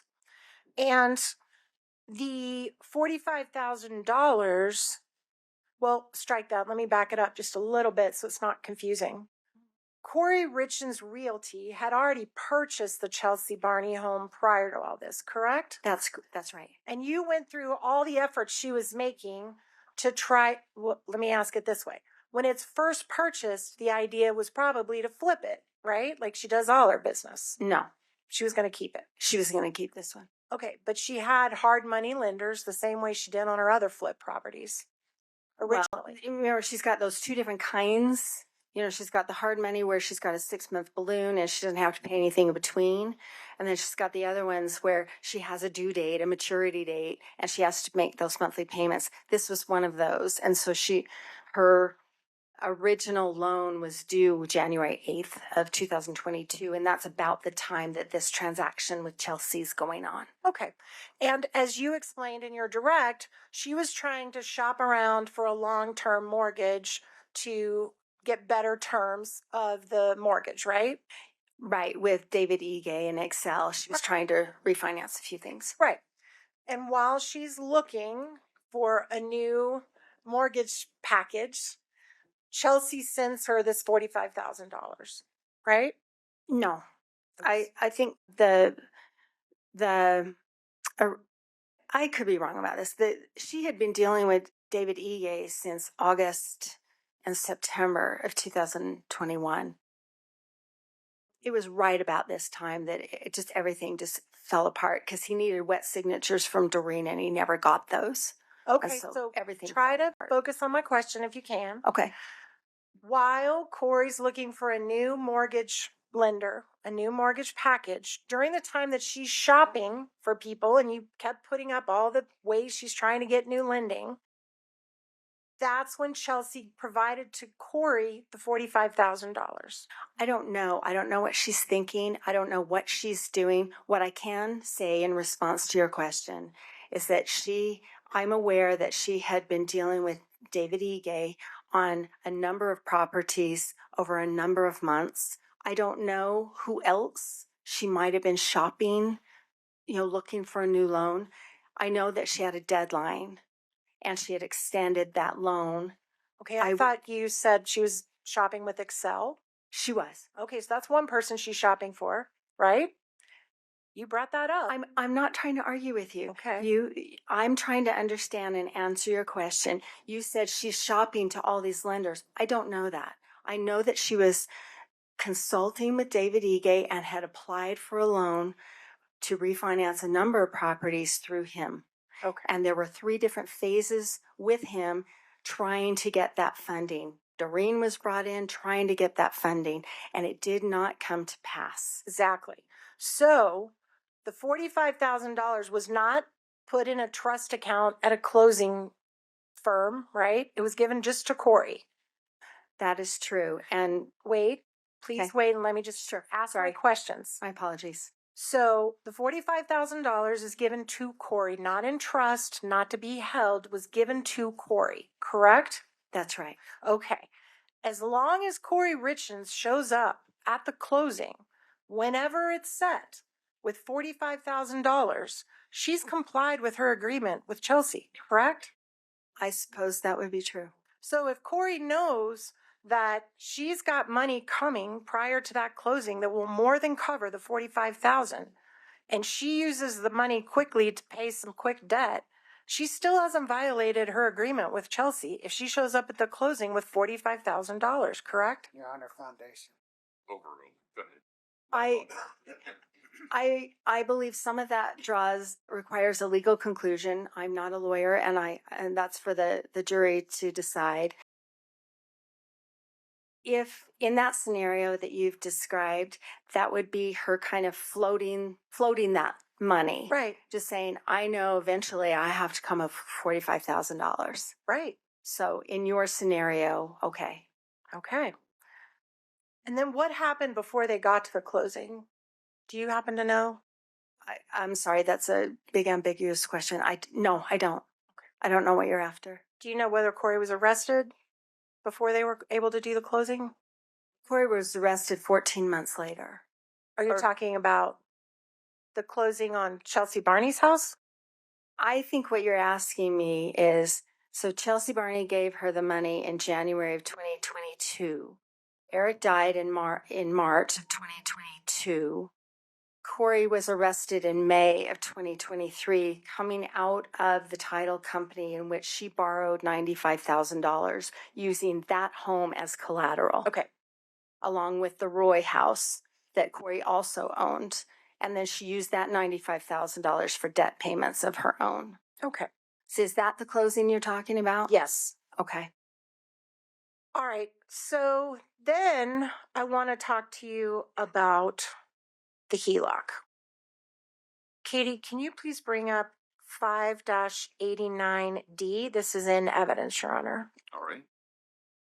All right. And that's where you kind of kept track of the balance on the HELOC, right? This is correct. And Katie, can you blow up the dates on across the top line? Make them bigger. That's good. So this begins in March of 2019 when the first 50,000 or so was drawn down out of the HELOC, correct? Yeah, 60,000. Yes. And can I say something about the dates before you continue? No, I Okay. appreciate you waiting on my question. So from 2019 until 2020, there was a significant amount drawn down on the line of credit, correct? That's correct. And then it looks like in November or December of 2020, there was a nice little payment made that made it smaller. It was in October. October, thank you. Yes. Looks like November on that, but I believe you. If Eric Richins' sister testified that Eric became aware of the use of this HELOC back in 2020 and it precipitated his creation of a trust, would it be fair to say that if he knew about this back in 2020, for the whole rest of that chart, Eric is still utilizing the HELOC, Eric and Kouri? Objection, Your Honor. Calls for speculation. Sustained. Is it fair to say that there's no more significant payments made by either Eric or Kouri all the way up until Eric's death? There's never evidence that Eric made a payment. So, All right.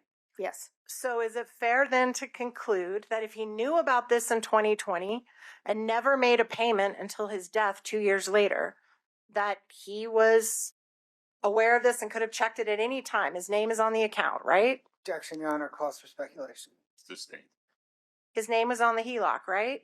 That's correct. So is in all your experience and your expertise, if he calls the bank and says, hey, what's the balance on my HELOC, and it's in his name, as you said on your exhibit, they're certainly going to tell him, right? Objection, Your Honor. Calls for speculation. It lacks foundation. Your Honor. Okay, let me ask it another way. Eric's name's on the HELOC. You put that evidence in yourself, right? Yes. That's correct. Yes. As an owner of a HELOC, do you have access to your own statement balance at any time you want to look at it? Yes. Okay. All right, now I want to talk about, you can take that down, thank you. I want to talk about the tax returns. And I just want to make sure I got this right, because I hear the word tax and it's not my favorite word. You're basically saying that she over-reported her income on her taxes. Is that fair? No. Well, the net income. What I'm saying is the accounting that she gave to her tax preparer, her CPA tax preparer, for the expenses on her properties did not match what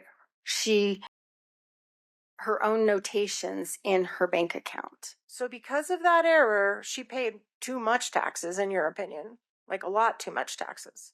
She had a larger tax liability. And remember, I also said there's that big category of loans. All those payday loans are not on the CPA's financial statements. Like for 2021, for example, there's nothing. Well, and if she'd have reported the loan, she'd have paid even less taxes, right? Absolutely. So she way over-reported her taxes and paid too much taxes. Whether or not she actually paid them, that's a different story. But the tax liability was significantly larger than it would have been had she accounted for everything correctly. And you stated through Mr. Bloodworth that it's possible she did this just to look successful to people. That is not what I said. Okay. And a note about the 2019 tax return, I don't know if it was ever filed. Well, that's a good point. I do know that she prepared it and she did submit it to the government as part of her PPP loan forgiveness. Did you ever review the packet of information of what she actually did submit to her accountant? Yes, I've looked at every page. And do you have any evidence as you sit here today that she ever provided proof of that tax return to any of her hard money lenders? I don't know which, other than submitting it to the government and through UCCU Credit Union for that loan forgiveness.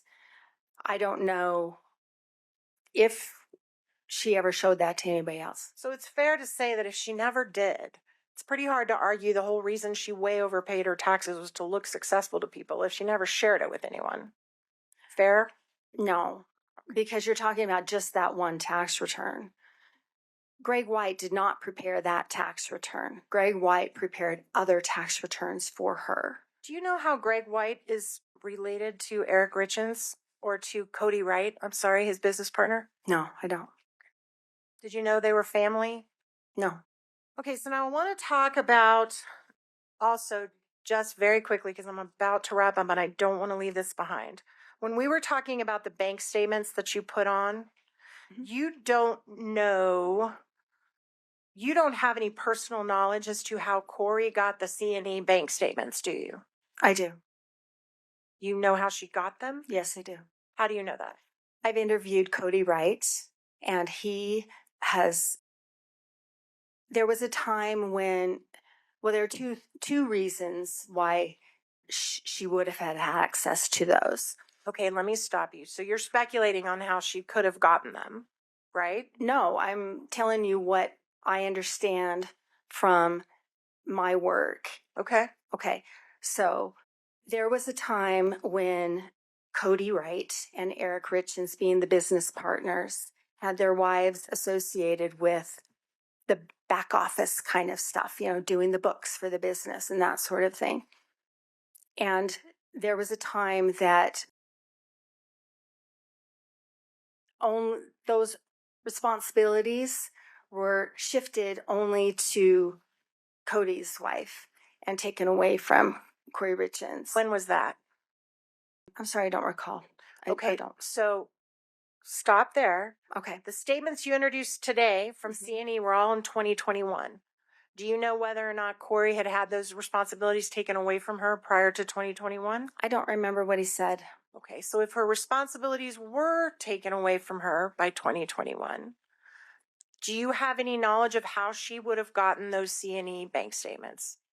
My understanding is the family computer at the house was actually the C&E, a C&E laptop, I should say. And I don't know if it was the C&E, but it was a C&E. So she could have pulled it off her husband's computer, right? That's possible. Or her husband could have pulled it off his computer and handed it to her. He could have. That would have been a really curious thing for him to do. Okay. But you don't know. No. All right.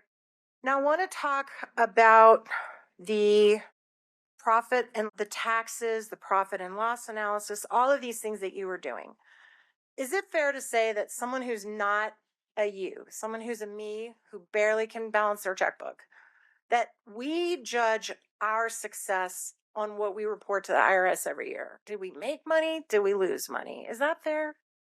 1 second, Ms. Karrington. Partner calls for speculation, not sure foundation, not sure where we're going, really. I'll give Ms. Nestor some limited latitude. Let's see where this goes, Ms. Nestor. Is that fair that the average person that's not a financial expert, if you said, did you have a good year financially, you look at your taxes and say, yeah, I made money this year? I think first it would be, do I have money in my bank account and can I pay for groceries after I pay my car payment? Okay. That sort of thing, if you're talking about just the average kind of concerns that a person or family would have, I will say yes, that what you're talking about does play into that. I don't know if that's the first place I would look. I'd look at my day-to-day, but I think I understand what you're saying, and I would say that that's part of it. Okay. Do you have any reason to believe that there was that there was some forensic financial person back in 2020, 2021, 2022, reviewing Kouri's business for her and doing what you've done here today? I doubt very much that there was much of any of that. There's no QuickBooks evidence that I can find. I have not seen any ledgers. The stuff that Kouri Richins submitted to her CPA was on spreadsheets, and it was very, very, very detailed. It just wasn't correct. Okay. So, and you certainly concede that what you're doing here today is looking backwards in time and trying to analyze things that happened in the past with someone you've not been able to talk directly to, correct? That is correct. I've not spoken to Kouri Richins. So you don't see in all the hundreds and thousands of documents that you reviewed to come up with your conclusions today, you never saw any suggestion that there was someone auditing her business? No, I think that would have been a benefit to her. Sure would have. You never saw anybody doing a profit and loss analysis by property in her company, in her business for her? Her tax accountant was doing that based on the stuff that she gave to him. Yeah, and you said he got it wrong, right? Based on the stuff that he gave, that she gave to him, sure. And you didn't see that she was conferring, you didn't see emails with financial advisors or business advisors? No, there's an email string between her and Matt Strong where they talk about how to reduce tax liability by retaining rental properties. And she was getting advice from him, right? Because she didn't know that stuff. And he was helping her. I don't know why. You read the email. In that specific instance, but I'm sorry. I thought your question was a little more general. No, I think she was so busy running her business, acquiring properties, trying to fix them up, acquiring funding, capital, wherever she could grab it, that the tracking of finances was completely just not on the priority list. And you don't have any personal knowledge as to how involved Eric was with her, if she talked with him about it every night, if she talked with him about it every morning. You don't know. No, I do not. And did you even know that the day he died, he was out working on one of her properties, spreading gravel? Did you even I do know that. Okay.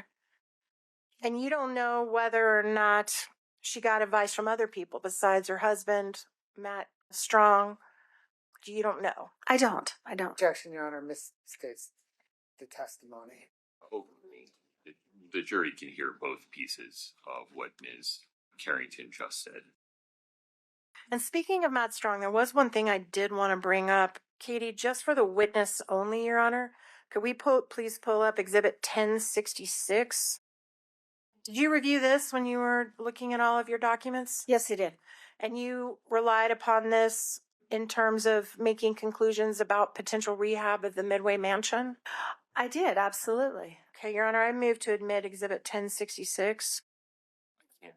Katie, can you zoom in? I can't see what it is. Okay, from that, Kouri. So the bottom half is from Kouri, right? Yes, sir. And are you seeking to admit the entire thing or just the top half? Yes, sir, the entire thing. Objection, hearsay. We approach? Sure.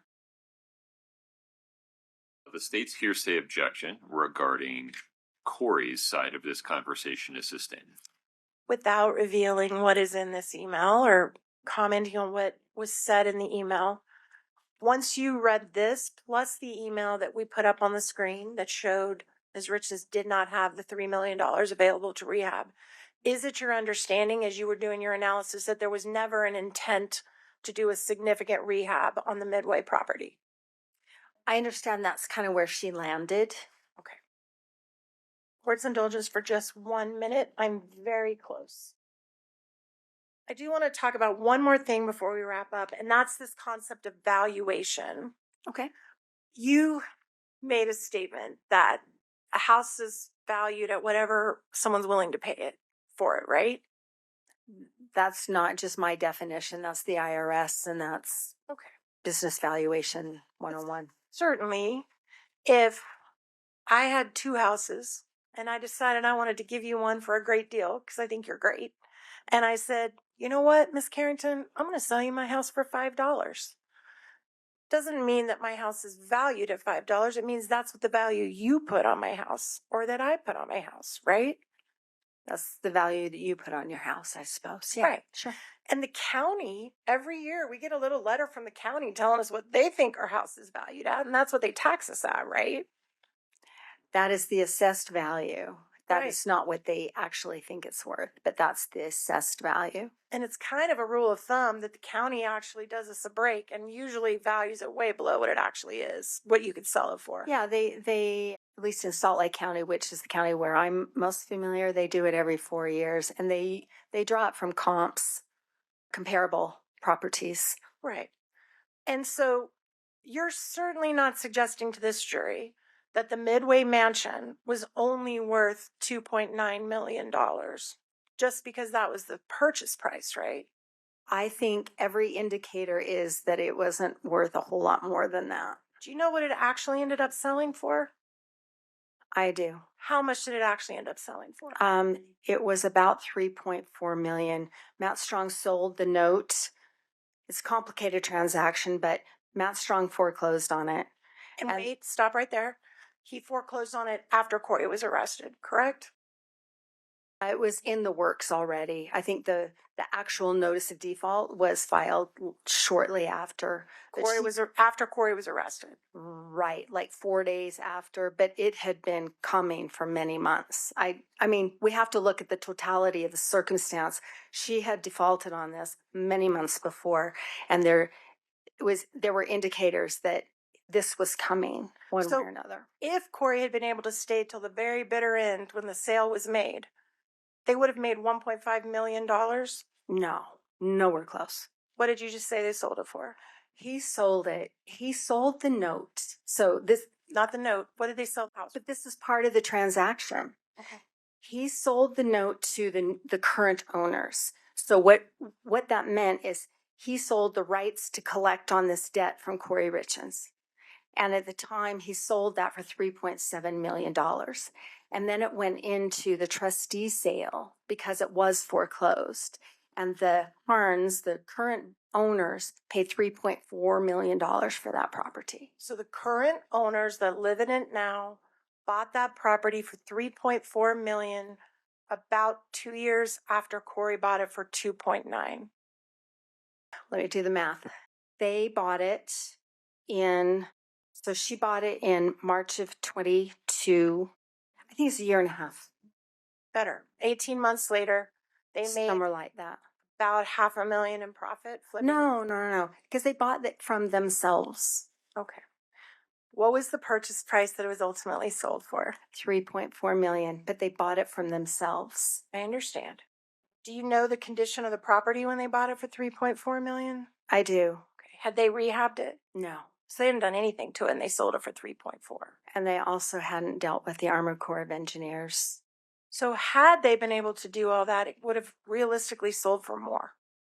If it's okay, let me understand your question. If it's completed, finished, and all the issues with the wetlands and having to grow the new plants and all that stuff, if that's all, I would think it's worth more. Okay. Now, you're here today to give a snapshot of a financial condition at a certain moment in time, right? No. Okay, let me rephrase it. You're here to look backwards at Kouri Richins' financial situation, right? Could you please restate that? We're What here- time frame are you looking? Backwards, the past. From We're here- today? From today, backwards from today, you are here to evaluate in the past what Kouri Yes. Richins' financial Okay. situation No was. projections for the future. Correct. Okay. Yes. But certainly, and you're here to do that, to come up with your conclusion that at the time that Eric died, she was financially, I believe your words were, in distress. That's your conclusion. Yes. Okay. And certainly you would agree with me that every single person who's in financial distress does not opt for a solution of murder to fix their distress. Objection. Is that fair? Your objection, Mr. Bloodworth? Speculation. Sustained. Okay. If in fact Ms. Richins was in financial distress, that does not, you're not here to say she killed her husband, are you? That's for the jury to decide. I am not making any conclusion about that at all. Because you don't have any knowledge about that at all. Well, that's Objection, Your Honor. Answered. Sustained. Do you have any knowledge personally about whether or not on the night of March 3rd, Eric Richins voluntarily ingested Ms. Nestor. fentanyl? Asked and answered. That question that I just asked? When she said she doesn't know anything about that, she meant she doesn't know anything about that. And nothing in all the 100 and some thousand pages that you reviewed. Did you ever see any statement by Kouri Richins written down to anyone, to any of her investors, to anybody, saying, I know how I'm going to fix this problem. I'm going to kill my husband and then I'll have plenty of money? Objection, Your Honor. Did you ever see any of that? Overruled. Ms. Karrington, you can answer the question. There's an email between her and Mount Strong where she talks about the inconvenience of being married. Okay, so does that answer the question I just asked you? You've asked. I'm not trying to create anything, but you said, is there anything that indicated anything? And I don't talk like that.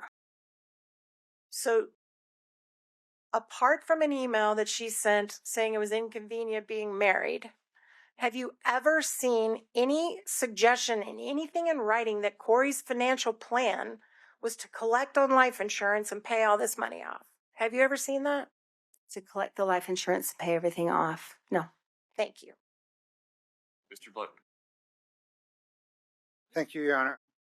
Ms. Karrington, in analyzing Kouri Richins and K Richins Realty's finance, did you see any evidence that Eric Richins or C&E was investing in her business?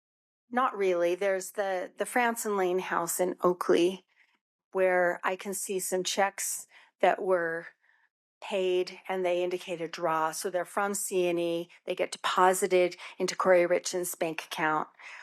And then when she sells that project in March of 2021, that's that big spike in my graph, that orange line that's bumping along the bottom and it spikes up. As soon as she sells that Franson Lane, the Oakley house, she pays C&E $217,000. That's about what they had paid in. And the memos on the check say, draw number 1, draw number 2, and they indicate that house. And I have talked to Cody Wright about that. And he said, he's explained to me what the arrangement was for that particular house. It was related to the fact that Eric had just learned about the HELOC and he was afraid of losing his house. And so that's why C&E was involved with that particular project. Absent that, I don't see any indicator that C&E or Eric was an investor or a participant in any of the transactions. He's not on any of the bank accounts. He's not on any of the real estate documents or loans or anything like that. Does the accounting suggest that C&E money put into the Franson Lane project was a bailout? I don't understand what you mean. Was that money needed to see the project through to completion? It spanned the rest of the project, if that's what you mean. And it was significant, and then they were paid $217,000, which was about K Richins Realty, and Kouri Richins got $406,000 from that. And then Kouri got $60,000 in commissions from that project. And then once that hit the bank account, other expenses, let me say that, were paid for that project, and then the 217. So whether or not that was a bailout, I don't know if that's how they would term it, but it's my understanding it was not expected as she went. Eric Richins and C&E did not expect to be participating in that project at the outset. It was somewhere in the middle. Other than that Franson Lane project, any other C&E or Eric Richins involvement in Kouri Richins or her business activities? No. Turning back to the Midway mansion, she closed March 5th, 2022. The value was $2.9 million, but she took out $3.2 million in loans. You said at some point through various trust sales, trust auctions, the house sold for $3.4 million. That's right. And before that, it was foreclosed on. Do you know when it was foreclosed on? It was foreclosed in May of 2023. So between purchase March 5th, 2022 and foreclosure on May of 2023, did the $3.2 million in debt on the house stay static? No. Did it grow? It did. The clauses in the lending agreements, for example, the loan, the $2.6 million that the Sierra West and Mount Strong loaned to her, that loan agreement says you've got 6 months to repay this $2.6 million plus 15% interest. So it's due on September 4th of 2022. That's 6 months. And then the loan agreement also says if that does not happen, then there's a 2% default fee. And then that's about $50,000 tacked onto it. And then every month after that, it's another 2% that is tacked onto it. And it's still accruing interest.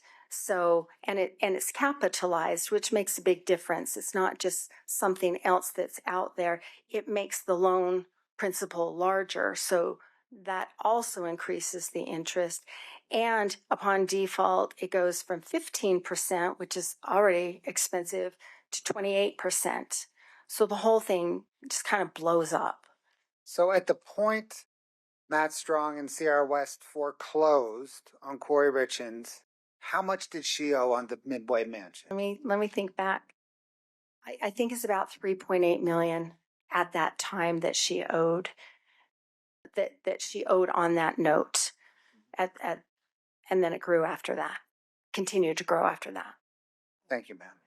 No further questions. Ms. Nestor, within the scope of redirect, please. Okay, you just testified that you were not aware of Eric being involved in any of the properties other than the Fransom Lane. Is that right? That's right. Okay, Katie, can you please bring up 5-93 D2 just for the witness? Okay. So actually, this has been admitted, Your Honor. Can we show it to the jury? Of course. So here you have Eric and C&E Masonry as a funding option for Kouri Richins. Is that correct on your own exhibit? That's correct. So that's the 2020 to 2021 time period. Right. So she bought that Franson Lane project and she was working on it in October of 2020. She ended up selling it in March of 2021. And so that's why during this time period, that's what I mean. It's the one project. I'm aware of a real estate schedule that she submitted to many of her lenders, and she includes projects that were Fox Lake Investments that are Eric and Cody's, his business partners, and she included them as her own, but they were not her own. Okay, so I'll get to Fox Lake in a minute. Okay. But are you aware that Eric was a lender on the Mill Creek property, that he lent $40,000? I did not see a trust deed or anything, so no, I'm not aware of that. Okay. I want to talk about this Fox Lake business that you just mentioned. Okay. This is a business that basically was a flip business as well, right? I think that was the anticipation, yes. So Eric started his own flip business with his business partner. Is that right? And they had a third partner as well. And who is that?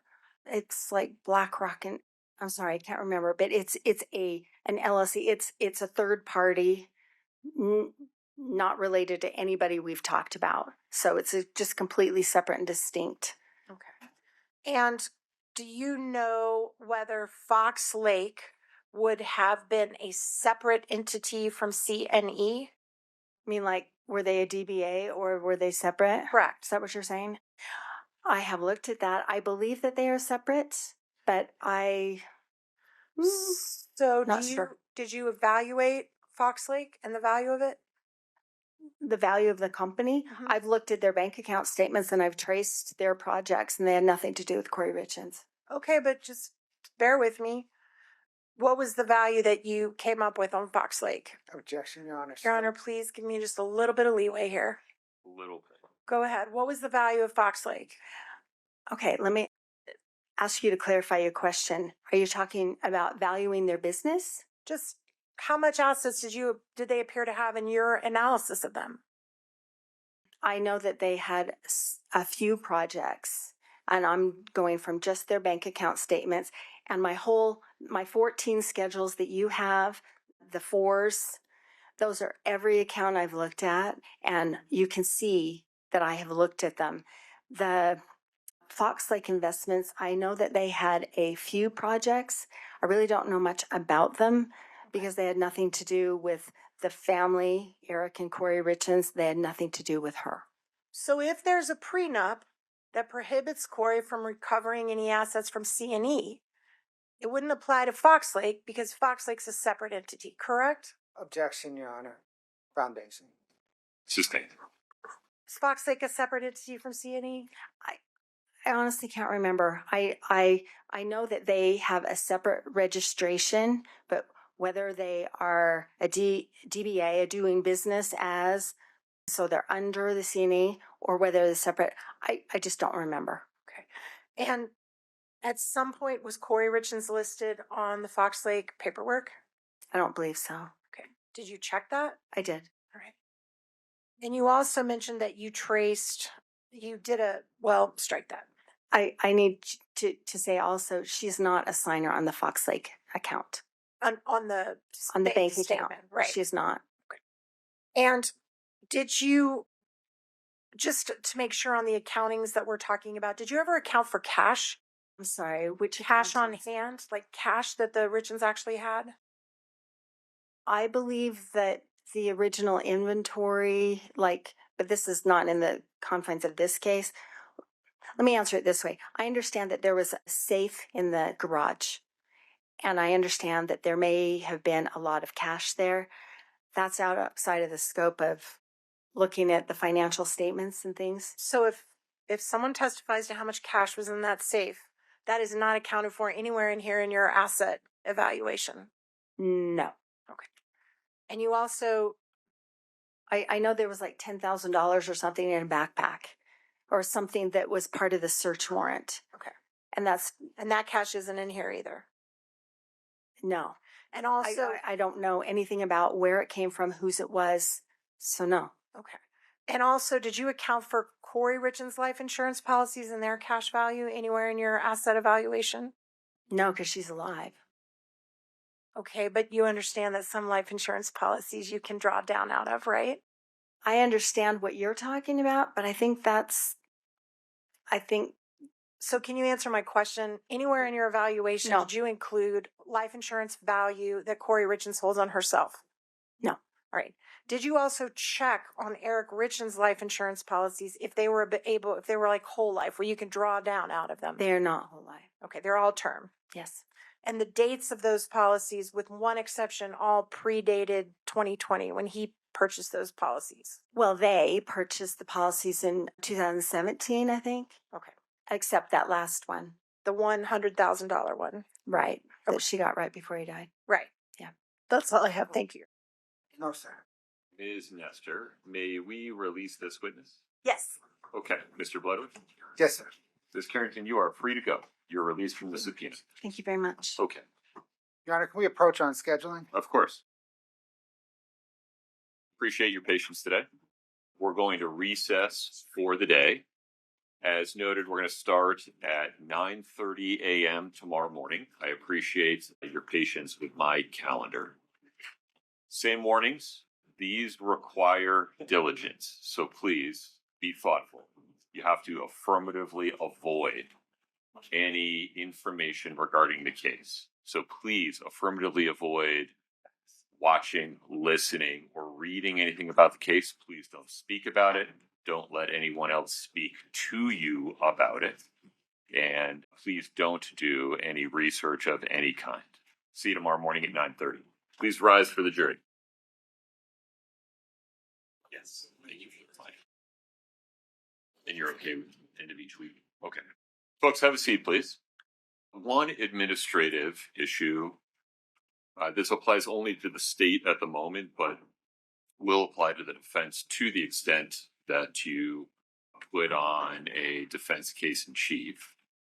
If you would please, at the end of this week, Mr. Bloodworth, have your team provide to Brittany a physical copy of the exhibits you've admitted so far, and then just do that at the end of each week through your case in chief.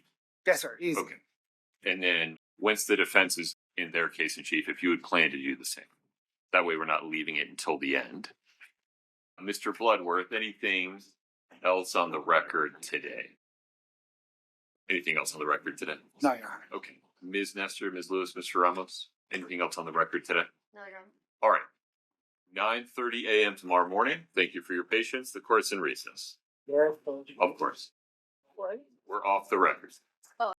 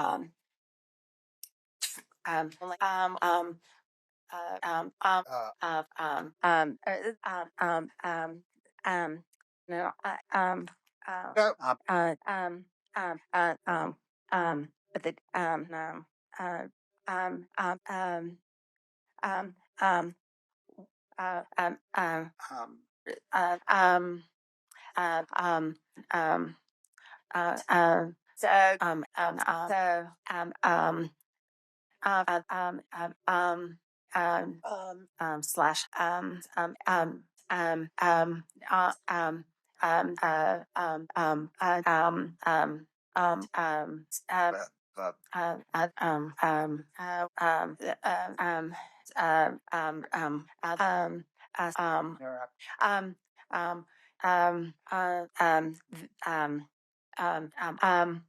um, uh, um, um, um, so,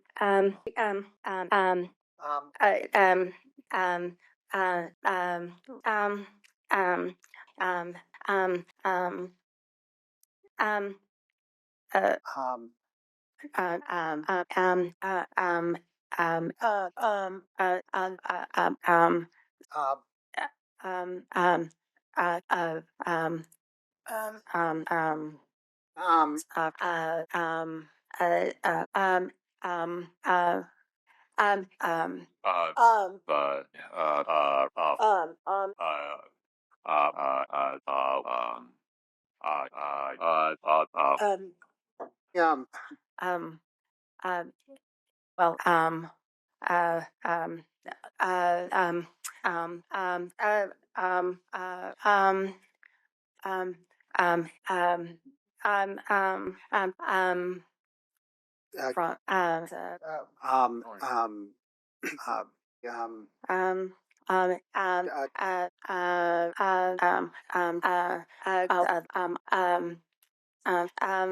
um, um, from, it all, kind of, um, uh,